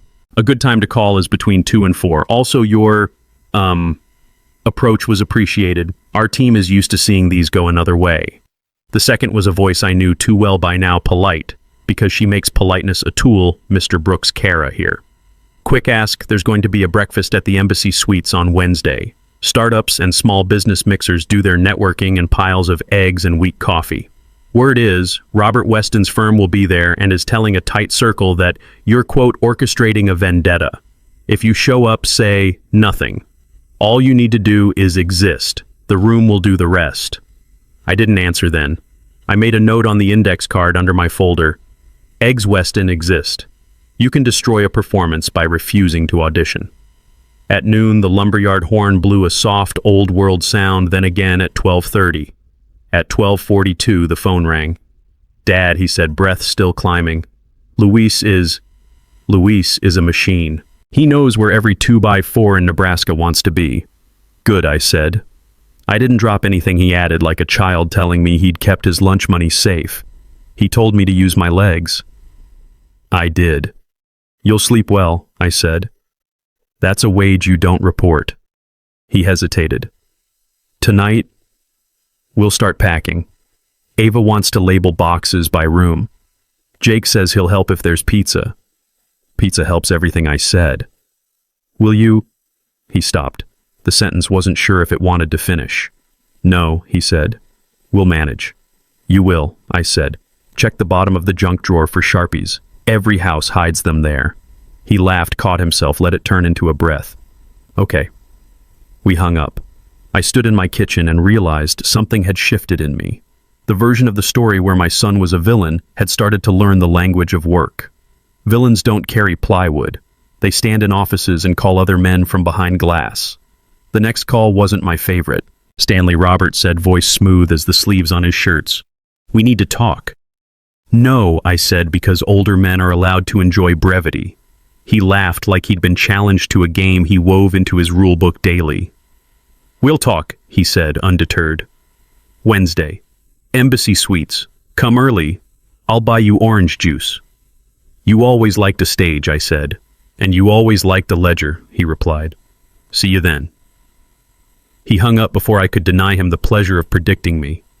I stood a long time with the deadline in my ear and thought about how men like him confuse confidence with fate. I left my house at dusk. Some nights want you to see them. Some settle behind your windows and mind their own business. This one showed off sky the color of a deep bruised streetlight switching on slow as if embarrassed to work for the same city that forgot to salt last week. I drove across town to 3B. The East Willow townhomes looked good in winter. Brick holds cold like it respects it. Snow took up the space between shrubs with the dignity lawn rarely manages. I parked and stayed in the car a minute listening to the engine tick cool. Then I saw them Ava dragging a box on a towel because she couldn't lift it, Jake carrying a trash bag he'd forgotten to tie. Maddie thumped a lamp against the door frame, swore under her breath accurately, and then set it down to check the edge. Ethan came last, balancing 2 boxes like a man learning the physics of corners. I got out and kept my distance until I was invited. It's a rule I learned late, don't make your help a performance that steals someone else's pride. Ava saw me first. She straightened, surprised, and not then lifted her chin in that tidy nod she wore like a small medal. Hi, she said. Hi, I said. Boxes have a secret trick. Tilt them on their edge when you turn. They like that. We discovered that, she said, and then we took the chill off the air. Maddie turned lamp still in hand like a reluctant weapon. She didn't smile. She did nod. For Maddie, nodding is intimacy. I returned it in the same size. Ethan walked toward me. We're good, he said, breath visible. We've got it. I know, I said. I just came to see the tree. Ava pointed. There, she said. And a courtyard. Ms. Hahn says sometimes kids chalk on the sidewalk when it's warm. She said we can too. You can, I said. Chalk doesn't check bank accounts either. Jake, who had thus far treated me like an uncle whose existence complicated the logic of his video games, looked up and said, Can I write Go Big Red on the walkway? Someone has to, I said. Do it in March. The chalk will last longer. We all stood in the courtyard like a family that was learning a new alphabet. Different letters, same language. I didn't stay long. This was their evening, not mine. When I turned to go, Maddie said without deciding to, "We have extra pizza. If you're—" She stopped. The invitation had outrun her mouth. Another time I said, "Men who move need second slices." She nodded again, then surprised both of us. "Thank you," she said. "Clean, no garnish." "For the tree," I said. "For the door," she countered, and I didn't disagree. On the drive home, the radio gave me a high school basketball game. The announcer had the voice of a man who still called butter oleo. It steadied me. By the time I turned onto my street, my house didn't look lonely. It looked like a man waiting up for an honest tired. Wednesday came with the kind of wind that makes you question your choices. I put on the coat that had been with me longer than most friends and drove to the Embassy Suites because sometimes your presence is all the algebra a room requires. They held these breakfasts in ballrooms pretending to be cheerful. Round tables, tablecloths that forgave crumbs, scrambled eggs that tasted like a secret you'd once told someone who didn't deserve it. I paid cash for my ticket. The woman at the registration table smiled at a volunteer who had already had 4 small confrontations before 9. "Name?" she asked. "Brooks," I said. Her eyes flicked to the list and then up with a new warmth I did not require. "We're glad you're here," she said, and we both heard glad changing its close mid-sentence. The room hummed laughter too loud from men who needed everyone to know they were not worried, whispers from women who ran the actual numbers under the tablecloth. I found a spot against a wall like I always do in rooms that love attention. I held a plate. I ate nothing. The door opened again and the wind brought in a man who had never enjoyed being cold. Robert looked the way men look when they've never had to lift plywood good. Hair behaving. Coats are expensive enough to be a second mortgage in towns that don't get write-ups in magazines. He cut a path through the tables with the ease of someone who believes every room is waiting for him to finish the scene. He saw me. He didn't pause. He came. "Stanley," he said like we'd just parted after a reunion that had gone his way. "You came." "I did," I said. "You must be proud," he said with that half-pity, half-needled tone he had practiced the year he met my wife. "Your strategy is working. I mailed paper," I said. "You built a narrative," he corrected. "No," I said. "I ended one. The one where I'm a man you can talk over." He smiled like a politician who believes he invented politeness.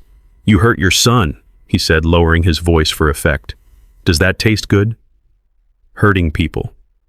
It tastes like accuracy," I said. "You should try it without garnish." His eyes cooled. "You think you've won?" "I think I laid down a load I should have put down years ago," I said. "If that looks like winning from where you stand, try carrying anything for 20 winners. "Clever," he said, in the way men do when they wish they had just said what you said. "Here's my clever," he added, leaning in. "We're filing. Defamation, interference, emotional distress. File," I said. "Offices need paperwork." He stared at me with a mix of admiration and calculation like a chess player meeting a man who knows the endgame. Then he moved because that's what he does when a performance hits a wall. He finds a new audience. He climbed 3 shallow steps to the small riser where the breakfast panel would be. He didn't have a microphone. He had his voice, which he had always believed in. He clapped once the way headmasters do. "Folks," he said. "A quick note before we talk about the year ahead. This community thrives on trust. He didn't get to finish the line. Kara arrived as if she had rehearsed with the lighting. She stood across the room, not front, not center, just inside the line of sight where people had to choose whether to pretend not to see her. She didn't raise her hand. She raised her phone camera face down, voice memo up, and didn't hit record. She didn't have to. The room recorded itself when she showed up. Robert saw her. His cadence was broken by a hair. He recovered in the way men do when they grew up being told they were the weather and everyone else was just trying not to get wet. And trust requires mercy. He finished pivoting. Mercy for men who erred. The word men hung there fat and heavy asking for votes. Some were ready to raise their hands. Then Al, the neighbor with the stew, appeared at my elbow with a plate of eggs and said too loudly, "Don't these taste like the foam the car wash uses?" The men at the next table laughed too quickly. The spell was broken. Robert smiled wider because when you lose a room, you act like you never wanted it. Kara caught my eye and gave a tiny nod. the kind you exchange with people who do their jobs from the other side of your problem. I nodded back and left because staying would have turned a thing that had already happened into a thing I was accused of doing. Outside, the wind had decided to be honest. It knifed through the better part of the coat. My breath looked concerned in the air. I drove to the lumberyard because sometimes the right object to look at is wood under a soft gray sky. Luis shook my hand like a man who had been shaking things longer than the boys around him had been alive. He had sawdust in the crease of his wrist. "He's slow," he said without apology or insult. "But he's steady. I like steady. I can teach speed. Most men don't want to learn steadily. Your boy does." "Thank you," I said. "He needs a foreman who is kinder than he is patient." Luis grinned. "I can be both. Tell him to eat more. He looks like a keyboard with shoes."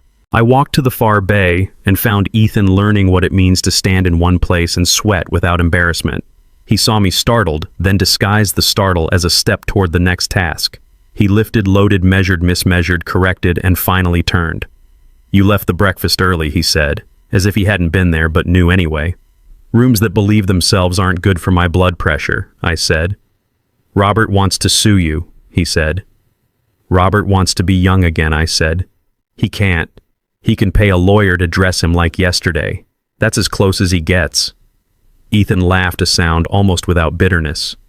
He pulled a pencil from behind his ear, marked a line on a board, and made the cut. The saw shrieked, the line wavered, the board split true anyway.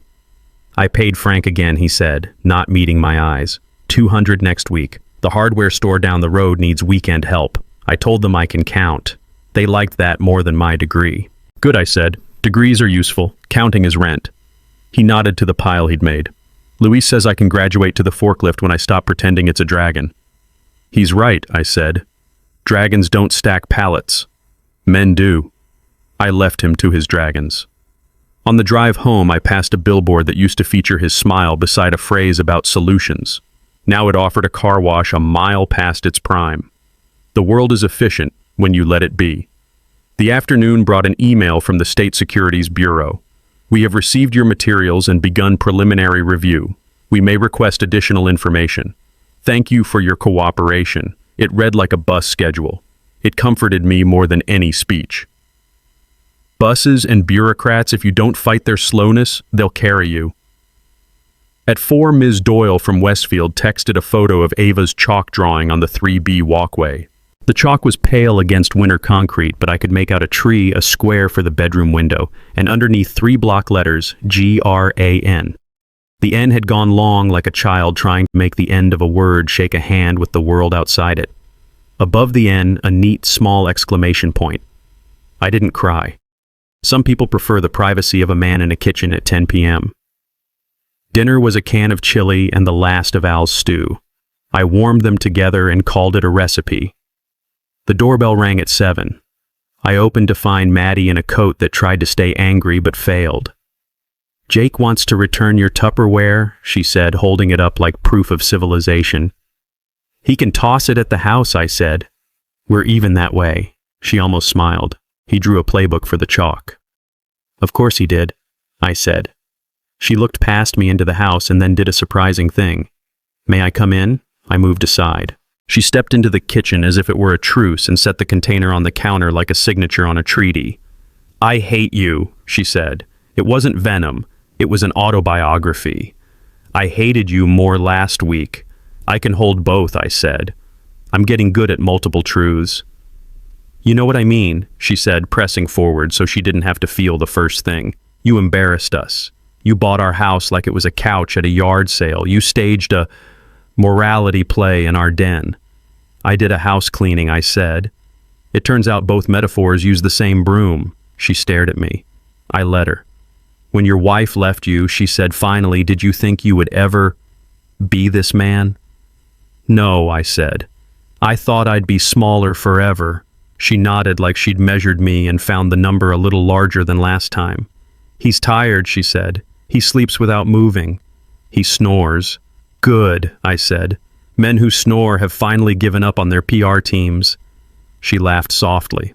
Then she looked at the list stuck to my fridge with a magnet shaped like Nebraska. She read the bullet points without asking.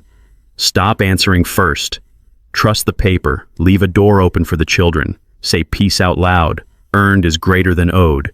Did you write these for him, she asked. For me, I said. He can borrow them. She reached out, tapped the last one. He could never read the fifth line, she said. He thought owed, earned. It's how he was raised. I helped, I said, by making love into an overdraft. I stopped. He'll have to, too. She put her hands in her coat pockets and pulled them back out again like the air had told her it was time to be done. Ava wants to bring muffins to Ms. Doyle, she said. We'll go tomorrow. If you already did. Bring more, I said. Teachers count gratitude the way bankers count money by weight, not by promises. She nodded then in a voice so small it could have been a girl's, said, Thank you for the tree. Thank you for not making me say you're welcome, I said, and we both smiled briefly like people who find themselves humane in the middle of a fight. After she left, I stood at the sink and washed the Tupperware like it was an heirloom. Men like me make ceremonies out of the right chores. It helps. Thursday opened a new door. Kara's third piece didn't lead with numbers. It led with a sentence I recognized because she'd tried it out on the phone, and I'd said, Leave it if it makes you take out the worst adjective. She had. Some reckonings are not loud. They are patient.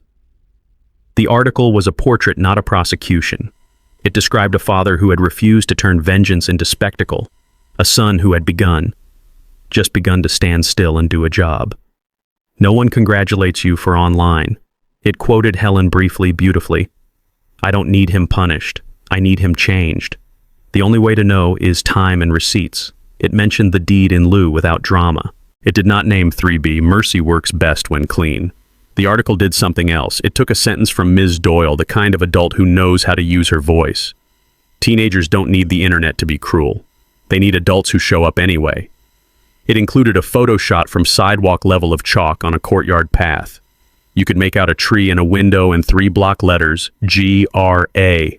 Kara didn't identify the letters. She didn't need to. The town knew how to read.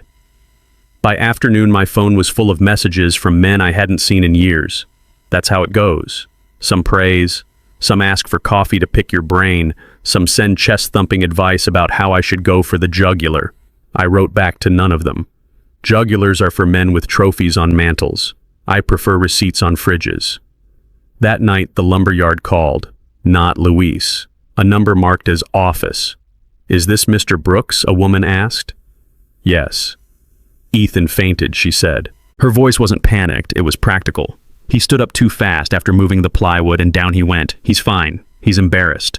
We told him embarrassment is cheaper than ER bills. He drank water. He's sitting in the break room looking like a boy who just lost a fight with gravity. I'll come get him, I said.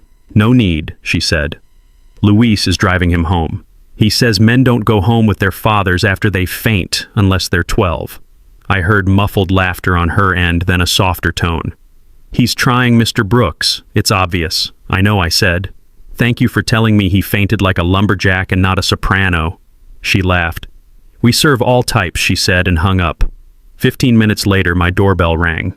I opened to Luis, hat pushed back, grin ready, and Ethan color returning like a reluctant guest. He needs soup, Luis said, and salt, and a nap where nobody thinks he's a metaphor. I've got stew, I said, and I'm fresh out of metaphors. Luis clapped Ethan on the shoulder. 6 a.m., he said. Don't make me come get you. I will and I'll honk. He left. Ethan stepped inside and sat on my chair like it had been waiting for him. I'm fine, he said, which is what men say when they have recently fallen. I know I said which is what fathers say when they're trying to teach a different lesson you don't have to be. I heated the stew. We didn't talk much. The house was good at that, now letting words leave if they weren't useful. Halfway through his second bowl, he said, They read the article at the yard. Men who lift read, I teased. They do when there's a picture of a tree, he said, and smiled. We sat. He finished. He stood. At the door, he turned. I'm sorry, he said, out of order, late, a different tense than I had expected, which made it real. I know I said and meant it, and then peace. He breathed the word in like he was trying it on. Peace, he said back and left. Friday was moving day. I didn't plan to go. I went anyway. You can let a man lift his boxes and still be there when the tape gives up. They had rented a truck that had seen better weekends. Men in their 30s act like renting trucks is an identity. Men in their 40s know it's a tax on backs. Al showed up without being asked. Two teenagers from up the block came for the pizza and stayed for the way Luis paid cash. I carried lamps. I carried nothing heavy. I learned this late: carry the things that let other people think they carried the day. At 3B, Ms. Hahn stood with a clipboard, moving like a conductor who preferred no applause. She pointed to the mailboxes, the trash area, and the place where packages hide. She introduced a woman named Lillian from Unit 2A who had lived there since her husband died and who said, "I know when the plows come and when they don't. I'll text you before dawn if you should move your car.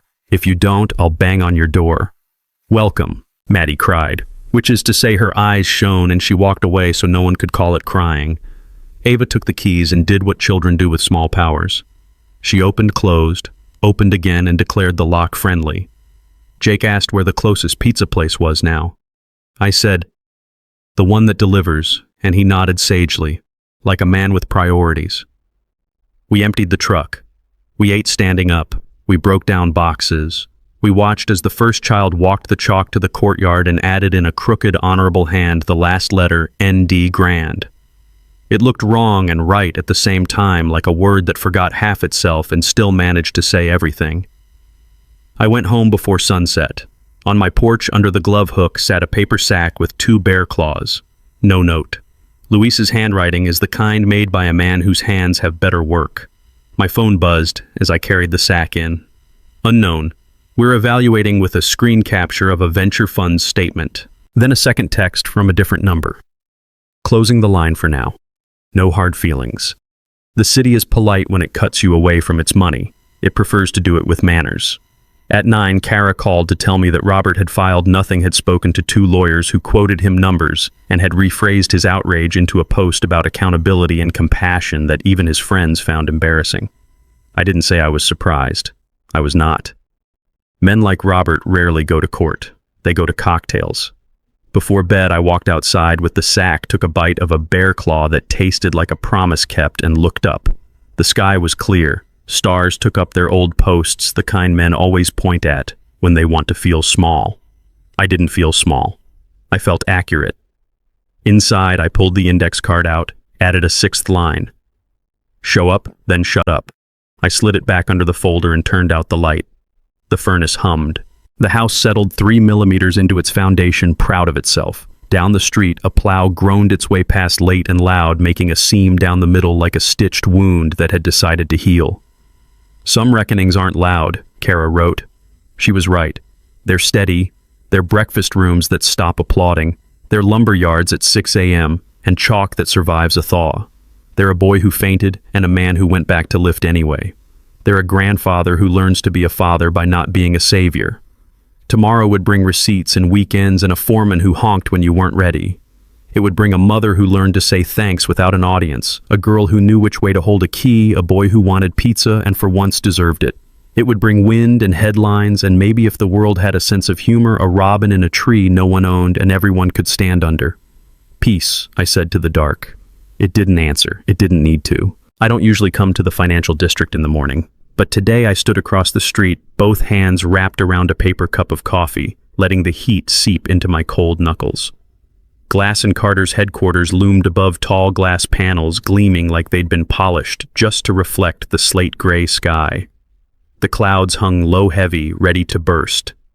In front of the building, a crowd had gathered, not the kind of crowd that gets paid to clap. This one was all cameras on shoulders, long lenses glinting in the light microphones with black foam heads thrust forward like spears. Questions were being hurled rapid fire, clanging against each other in the cold air. And in the center of it all, Ethan. Gray overcoat, charcoal tie, the smile that had lost all of its shine. He tried to keep his spine straight, but his shoulders had curled inward, his left hand twitching now and then as if it wanted to clutch the lapel tighter. I sipped my coffee, keeping my eyes on him. "Mr. Carter, is it true investors are pulling out? Ethan, did you mislead the Securities Bureau about your bridge funding? Are you aware of the lawsuit filed yesterday in the county court?" He didn't answer. Each question tightened his mouth a little more. Maddie wasn't there, only a young assistant with a pale paper-like face trying to shield him from the tide. A black SUV idled at the curb. The driver had the back door open, gesturing for him to get in. But even those 10 meters became a gauntlet, flashes exploding like white knives, voices chasing him to the door.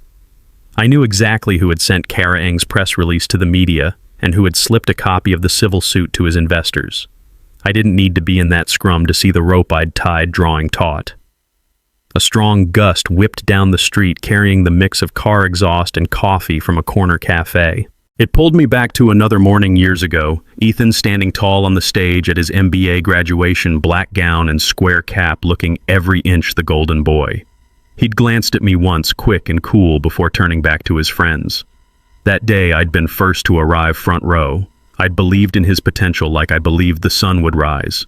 Now the same morning light fell on a different face, the face of a man scanning for an exit without looking like he was running. The SUV rolled forward, swallowed by traffic. I didn't follow. Instead, I crossed to the cafe opposite the building and took a seat by the window where I had a clear view of the glass atrium. Inside, several men and women in dark suits clustered in a tight circle, their postures sharp, phones in hand. One lifted a thick binder, the kind I recognized instantly as Rivera and Ng's work. I didn't need the audio to know what was being discussed. I pulled up the news on my phone. Front page business section. Glass and Carter facing investor lawsuits, regulatory inquiry. There was Kara's photo. Ethan ducking into the SUV, his eyes avoiding the lens. Beneath it, sources say investors have received notice from regulators regarding potential violations tied to bridge funding activities. I took another sip.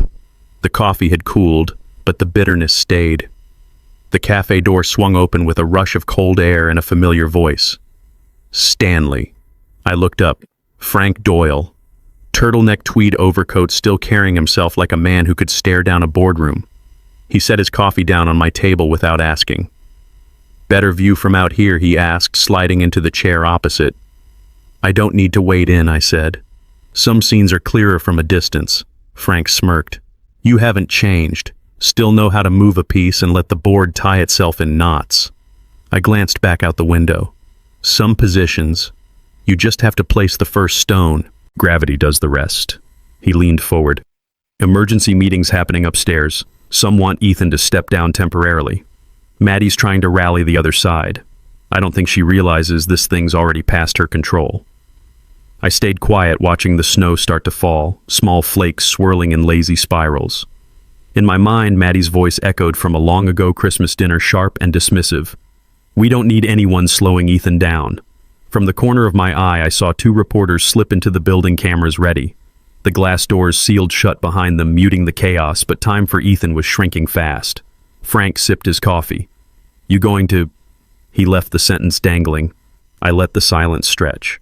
In my head, I replayed the call with Kara 3 days ago when I'd said only, don't release everything at once. Let them expose themselves. Most of what was burning now hadn't come from my accusations, but from the chain reaction of those who'd once bet on Ethan. Outside, the street began to blur with snow, the world reduced to shapes and shadows. I thought about staying a little longer, not to help, not to strike again, but to witness this fully the moment a man who thought himself untouchable realized the ground beneath him was sand. Frank stood gathering his coat. I've got another meeting. But I'm guessing this isn't the finale. No, I said, eyes still on the building. It's just when they first hear the water. When Frank left, I kept my seat. On the third floor, a window cracked open, Maddie leaning out, phone to her ear, gestures sharp and impatient. Ethan wasn't there. He was likely in some closed room with people who'd once shaken his hand and now wanted it clean. Then a side door swung open. Ethan stepped out alone, no assistant, scanning the street like a man hunting for a back exit. His gaze swept in my direction, but I was just a faint shadow behind cafe glass. I set my coffee down. In that moment, every possibility was open. His gaze swept over the street once, twice too fast to recognize anyone in detail, too slow to hide that he was looking for someone. I stayed still behind the cafe window. Glass is a strange shield. It makes you invisible enough to watch, but not enough to be unseen. He'd have to stare to recognize me. Ethan wasn't staring, he was searching for a lifeline. The snowfall thickened, blurring the shapes of the cars. He pulled his collar up and walked quickly toward the alley that cut between the high-rise and the parking structure. For a long moment, I stayed in my seat, letting the decision weigh itself. There's a particular pull when you see someone you've known in 2 lifetimes, the boy who looked up to you once and the man who now looks everywhere but. I left the half-empty cup on the table and stepped into the cold. Snow stung the skin under my eyes as I crossed the street. My boots bit into the slush, each step deliberate. When I turned into the alley, I saw him about 30 yards ahead, pacing under the overhang of a loading dock. A cigarette burned between his fingers, though I'd never known him to smoke. Ethan. He stiffened at his name. The cigarette drooped ash scattering onto the damp concrete. He turned. Dad. The word was thin, like it had been kept in a drawer too long. For a beat, neither of us moved closer. Snow gathered on the brim of his coat, melting into dark spots. "You following me?" he asked finally. "No. Watching." His jaw tightened. "You here to enjoy this?" If I wanted enjoyment, I said I wouldn't have stayed outside. The cigarette trembled slightly between his fingers. "They want me to step down," he said. "Temporary, they say. Just until this clears." He gave a short, humorless laugh. "Temporary means gone. You know that." I didn't answer. "You've been feeding them," he said, voice low. "The press, the regulators. I know you have." "Not feeding," I said, pointing. They already had an appetite. His eyes flickered, not with guilt, but with the recognition of a move he might have made himself. "You think this fixes anything?" "No," I said. "I think it stops it from getting worse for everyone else." He looked past me to where the street was a pale blur.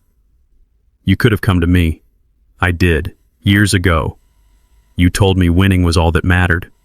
His mouth opened closed. He flicked the cigarette into the gutter ember, hissing out in the slush. "They're going after Maddie too," he said. "She hitched herself to your cart," I said. "Don't be surprised when she feels the pull downhill." For a long moment, the only sound was the hum of the building's vents. "Do you think I'm a bad man?" he asked quietly. "I think you stopped asking that question a long time ago," I said. His shoulders slumped.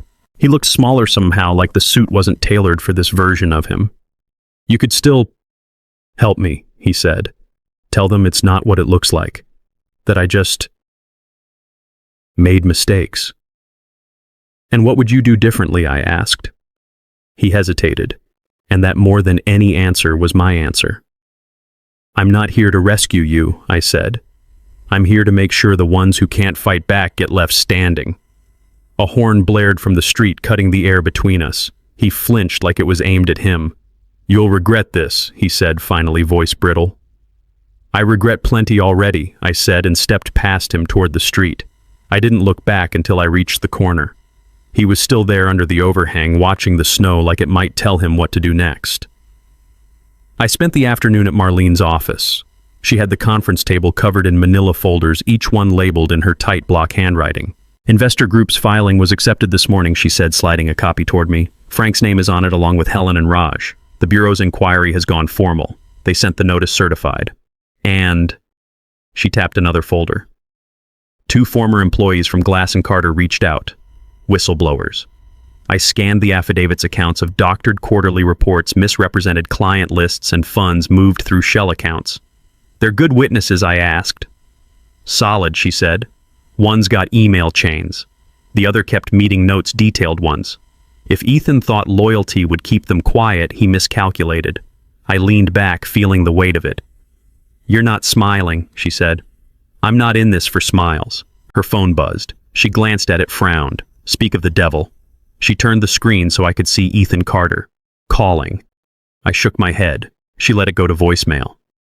"Next steps," she said briskly. "We prep for depositions. You keep your distance, no contact that can be spun as interference. And..." She paused. "You think he's going to run?" "No," I said. "Not yet. He still thinks he can talk his way out." By the time I left her office, the snow had stopped. The air was sharp, the kind that makes sound carry. I drove past Glass & Carter again, not intending to stop until I saw the knot of people outside had doubled. This wasn't media now. These were employees. Some smoked in small groups, others just stood with arms crossed, eyes on the revolving door. Through the glass, Ethan was visible in the lobby speaking to two men in suits. Maddie stood off to the side, her expression tight. And then, unexpectedly, Ava and Jake. Standing with a woman I didn't know, both looking small in the crowd. Ava spotted me through the windshield and gave the slightest nod. I pulled into a side street and walked back, keeping to the edges. The woman with them noticed me first. She began. Just here to make sure they get home, I said quietly. She studied me, then stepped aside. Ava's eyes searched mine. He's mad, she whispered. I crouched a little to meet her eye level. You're not the reason for that. Jake stayed quiet, hands deep in his pockets. The revolving door spun. Ethan stepped out, scanning the crowd, and froze when he saw me with them. For a moment, something almost like fear crossed his face. Dad, he said, striding over. What are you? I'm making sure they're not standing out here in the cold, I said. They're fine, he said quickly. They're coming with me, I said. His jaw worked. Maddie joined us, voice sharp.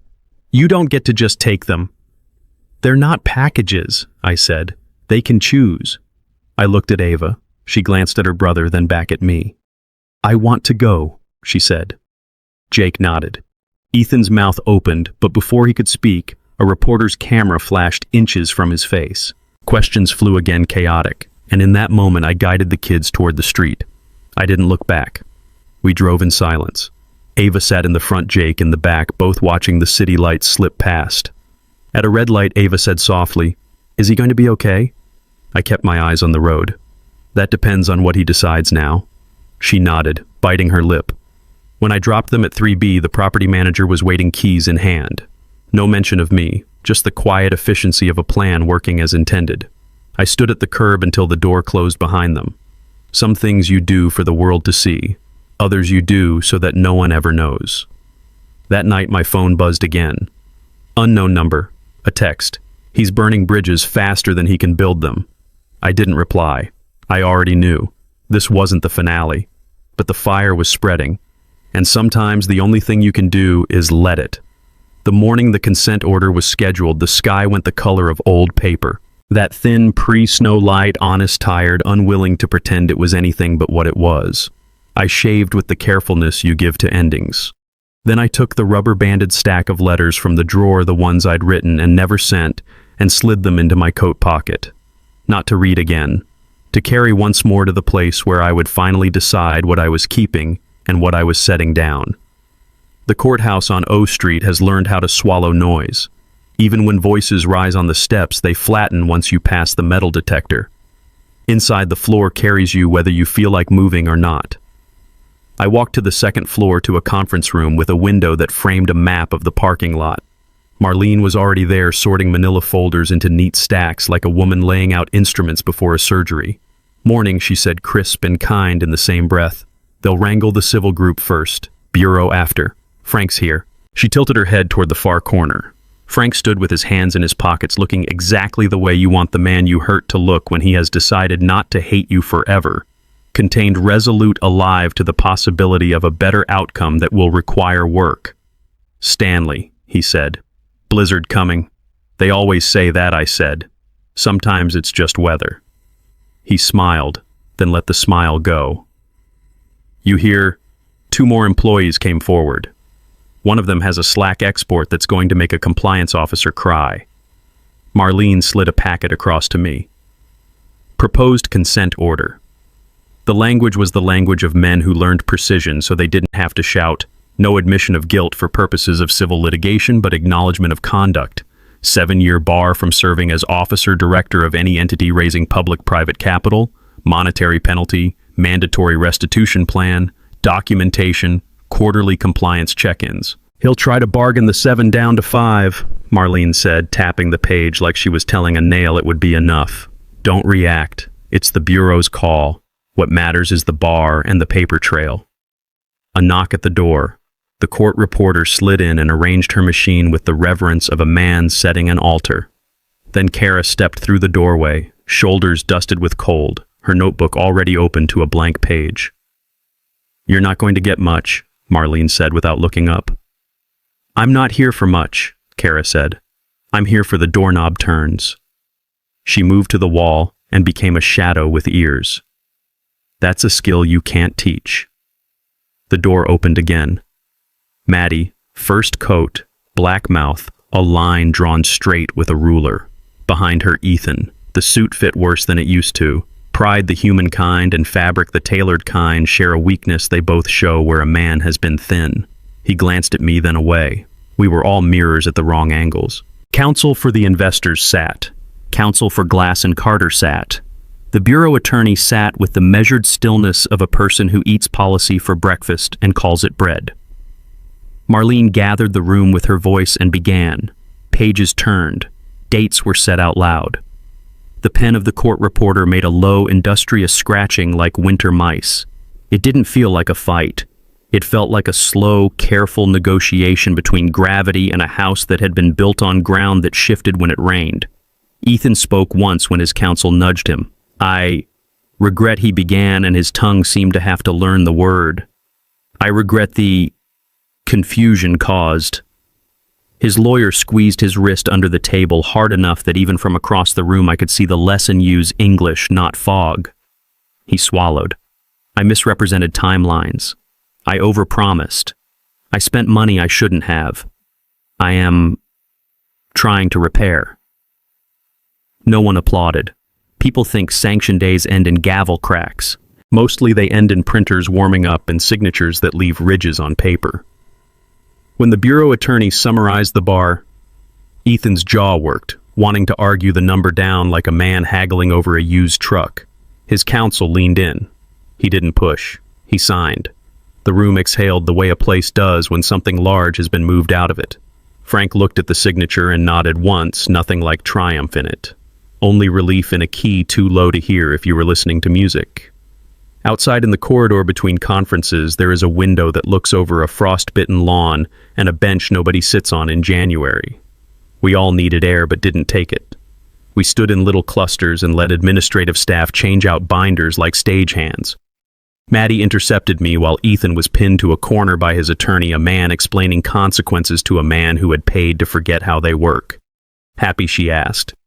The question held no curiosity. It was theater, and she was good at theater. No, I said. Prepared. You've ruined his life, she said flatly like a weather report. No, I said again. He chose a life that couldn't stand. I asked the man he knocked over to stand back up. She stared at me for a long time, which wasn't long on a clock. You and your cold mercy, she said, tossing the phrase like cutlery into a sink. You prefer heat, I said. Heat makes messes. Marlene's arm grazed mine. Hallway, she said low, a shepherding that could pass for politeness to anyone not looking. In the hall, Ethan waited for me. The doors closed on the bureau room behind us. The carpet held the sound of our shoes the way winter holds breath. What do you want? He said finally, not as a challenge, but as a man who has learned he can't leave the question unanswered. Another season. I let the pause earn its keep. Then I said, I want you to do the work and keep doing it when no one is watching. I want your kids to see you do it. I want checks cashed on the 5th. I want your name on a sheet at the lumberyard that says hours worked. I want your mouth to say fewer words and your hands to carry more things. He closed his eyes for a second like the light hurt. You know you could have just given me the money, he said, soft, amazed at his remaining capacity to ask. I tried giving you things I said. You learned that giving meant owing. I stopped. There's a different gift. He waited. Pride is loud on the way up. It whispers when it's tired. I set up a trust, I said. For Ava and Jake. It's not big enough to save anyone from work. It is big enough to keep a college bill from turning into a cliff. You are not a trustee. You will never be a trustee. The rules are plain. No one touches a dime if you lie about where the restitution stands.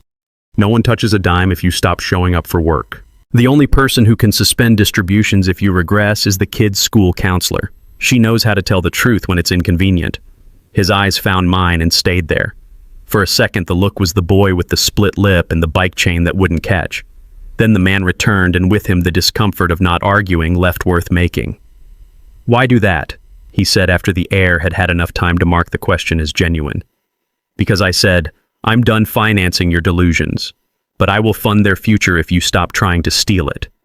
He almost laughed. It came out as a breath. "There's always a condition with you. There's always a condition with reality," I said. "My mistake was pretending you could skip it." He looked like he wanted to put a hand on my shoulder and didn't know if the rulebook allowed it. Then the bureau door opened and the corridor moved us all like a slow river at a bend. The consent order was entered.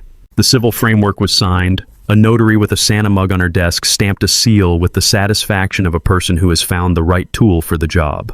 Outside, Kara caught not quotes, but the way men put on their coats when they are trying to remember what dignity looks like in January. By mid-afternoon, the snow decided to mean it. Big, obedient flakes that understood gravity and used it. I left the courthouse with my collar up and my hands in my pockets like a man who didn't mind being a cliché if it kept his fingers warm. I didn't go home. I drove to St. Elizabeth's to the chapel with the bent-back hymnal that opens to the page no one sings but everyone recognizes. The volunteer at the desk looked up, recognized the look people have when they need to sit somewhere the world isn't, and nodded me down the hallway. The chapel was empty. It is always empty at 3:30 on weekdays unless someone has been hurt. I slid into the back row and took the letters out. They made their old sound paper on paper the rustle of a life I had for too long insisted on carrying like a proof I couldn't produce in court. One last time I opened the one with the map book in it. "Your birthday is next week." I found a book with cities you've never been to. I don't know why, but it felt right to buy it anyway. I could see the counter where I'd written it. I could see the boy I'd written it to. I could see the man those sentences turned into when the envelope came back with red on it. I took a breath. Then I did not set them on fire. Churches and fires make bad metaphors. I slid the letters back into my coat and understood the different ending I needed. Not ash, choice. To carry less forward than I had carried back. When I stepped outside, the sky had decided we all needed quiet. Snow does that, it mutes the town and gives you the lie that peace can be engineered. Peace can be chosen, not engineered. Al was on my porch when I got home, a shovel leaning against his knee like a companion. "Roads'll be bad by 5, he said. "You want me to hit your walk-in in the morning if you oversleep?" "I don't oversleep," I said. "I know," he said. "That's why I asked." We shoveled without talking, which is the best way men my age pray. When we were done, he held up a paper bag. "Wife insisted," he said. "Banana bread. She thinks your story is on the radio. I told her it's in the snow." He left. I took the bag inside and ate a slice over the sink as if crumbs were a sin my house could confess for me. The phone rang. Not the cell. The stubborn landline that refuses to be told the century has changed. I let it ring twice because men who answer on one sound lonely. "Mr. Brooks." A woman's voice. Efficient with a soft edge like a worn page. "Yes." "This is Ms. Hahn," she said. "The property manager from East Willow. I wanted you to know rent paid. On time." She cried in my office and pretended she wasn't. I pretended I didn't see. "That's the arrangement we prefer." "Thank you," I said. She also asked if she could put a small bird feeder in the courtyard tree. Ms. Hahn added deadpan. I told her there is already one. I just hadn't introduced them yet. She hung up before I could say anything to break the line between function and kindness. Some people know how to keep fences useful. I was on my second piece of banana bread when the text came from a number I had saved without naming. He signed Kara. I typed back. He signed. The paper will remember even when we want to forget. She sent a single period, which we had learned meant she understood. That night I slept the way men sleep after a blizzard, and a courthouse shoulders still tight legs, satisfied with themselves. Morning arrived like it always does, rude, truthful, without music. I made coffee and set the gloves on the porch chair out of habit. At 5:55, headlights floated past my window and stopped. Footsteps. A knock that remembered itself. I opened the door to Ethan, half smiling in the cold, his hair doing the thing hair does under a beanie you forgot to pull on all the way. "Luis likes apple fritters too," I said. "I'm expanding his menu," he said. He didn't step in. I didn't ask him to. He looked like a man who had put his mouth around the word again and found it nutritious. "Dad," he said. And I felt something unglue somewhere in a small corner I had boarded up out of self-respect. "I'll bring the kids by Sunday, if that's okay." "It is," I said. Bring the chalk plan. The walkway needs a new season. He nodded. The nod of a person who has found a map and decided to walk it without narrating. He left. The engine faded and the house did not shrink. It stayed the size of its rooms. Friday came with a phone call from a number I hadn't seen since I learned to stop believing winter excuses bad behavior. Stanley, Linda said. I figured, I said. He told me about the bar, she said. 7 years. Counting starts now, I said. Silence on her end, the kind people pay therapists to help them name. I loved him, she said finally. Not as a plea, not as an explanation. As a line on a page that needed saying. I did too, I said. I still do. That's the problem with love. It doesn't make a good accountant. She made the sound of someone rehearsing a laugh and choosing not to. Robert says you're a zealot. Robert thinks any boundary is a sermon, I said. He doesn't like churches unless the homily is about him.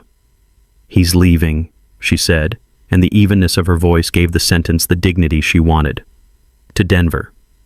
They have a title there that sounds like advancement. And you, I asked. I'm staying, she said. The town knows my face. I think that's good for me. Bad for the versions of me I've liked. We didn't bless each other. We said take care the way people do who have learned that blessing isn't something you speak once. It's something you do repeatedly until your hands hurt. Saturday. Lincoln did what it always does when snow has made up its mind. It went quiet and domestic. Plows stitched seams down the middle of streets and left the edges unraveled. I baked muffins badly.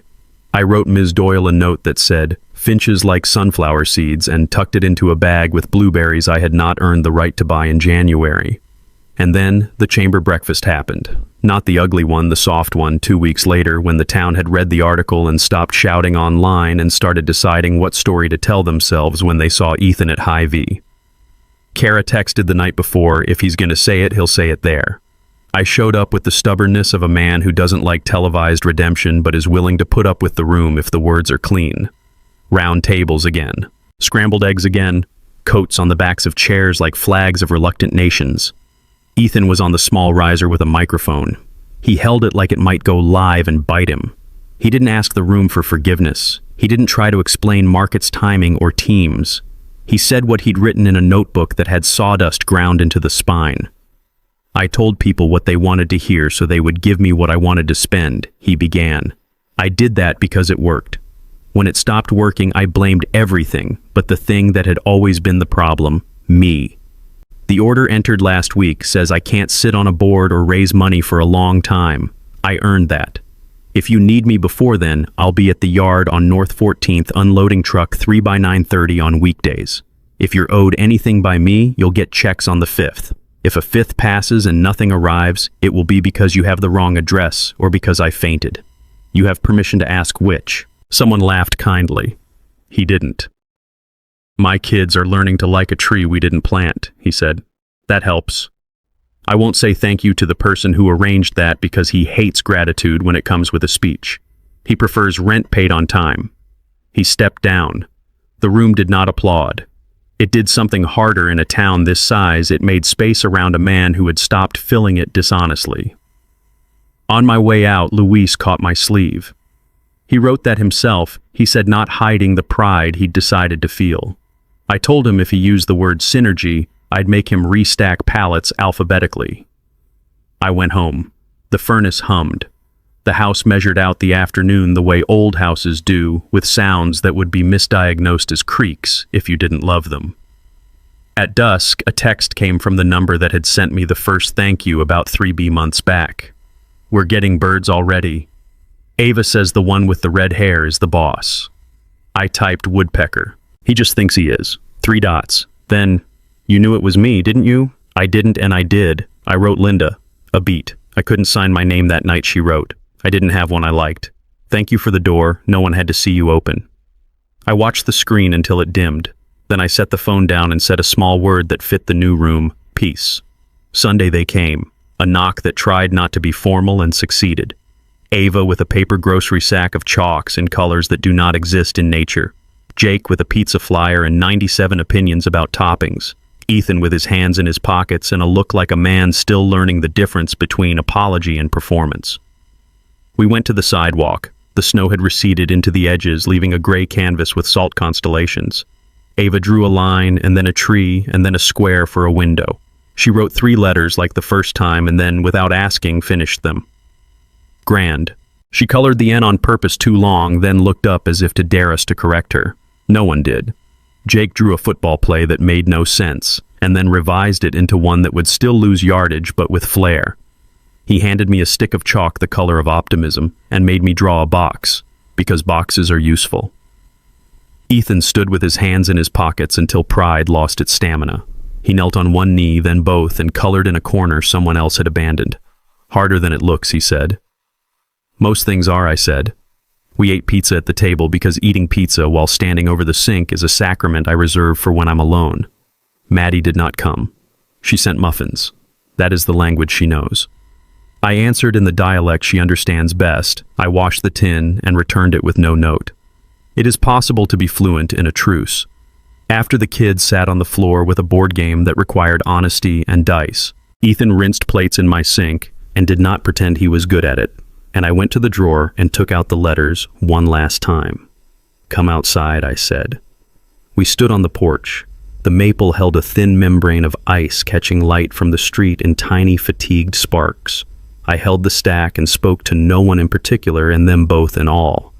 These are the words I wrote when I couldn't get anyone to answer, I said. They were true then. They're heavy now. I don't need them to be heavy anymore. Ethan's eyes found mine. Then did something new stayed. I didn't burn them. I didn't make a ceremony for a camera you keep in your head. I walked to the curbside bin, lifted the lid, and slid the letters into the blue container where paper goes when it has done its job and can go do a new one. On the way back up the steps, Ava slipped her hand into mine without asking permission from any of the adults in her life. Will they become something else, she asked, looking up. Yes, I said. That's what paper is for. Ethan cleared his throat. He had a sentence ready but had decided for once to make sure the words were needed. They were. I'm going to be late sometimes, he said. With the checks. With the changing. I want to promise I won't, but I know I will. I'll call when I am. I'll say which one it is. I won't ask you to fix it. Good, I said. Leave fixing to people with tools and time. He nodded. It didn't look like surrender. It looked like someone was buying a pair of boots that fit better. When they left, Jake forgot his hat and came back pounding up the steps like a boy who has no idea yet how stairs teach knees about years. He set the hat on his head crookedly and said, I'm going to draw the end zone bigger next time. Good, I said. More room to tell the truth about where the line is. After they drove off, the house didn't feel empty. It felt like it had been used the right way and could rest until morning without worrying it would need to be a temple again. I made tea. I opened the window a half-inch to hear the last of the melt drip like a slow metronome from the gutter. The phone buzzed one more time. Luis. He's on schedule. He's not fast. He's not late. He's learning to be boring. That's the point. I typed back. Tell him boredom pays better than drama over time. Luis replied with a photo Ethan in a yellow vest, the forklift behind him. A stack of 2x4s squared to the world, his shoulders doing the shape work Pride used to. He wasn't smiling. He wasn't performing. He looked like a man who had decided to be seen exactly as he was, which is the loudest kind of quiet.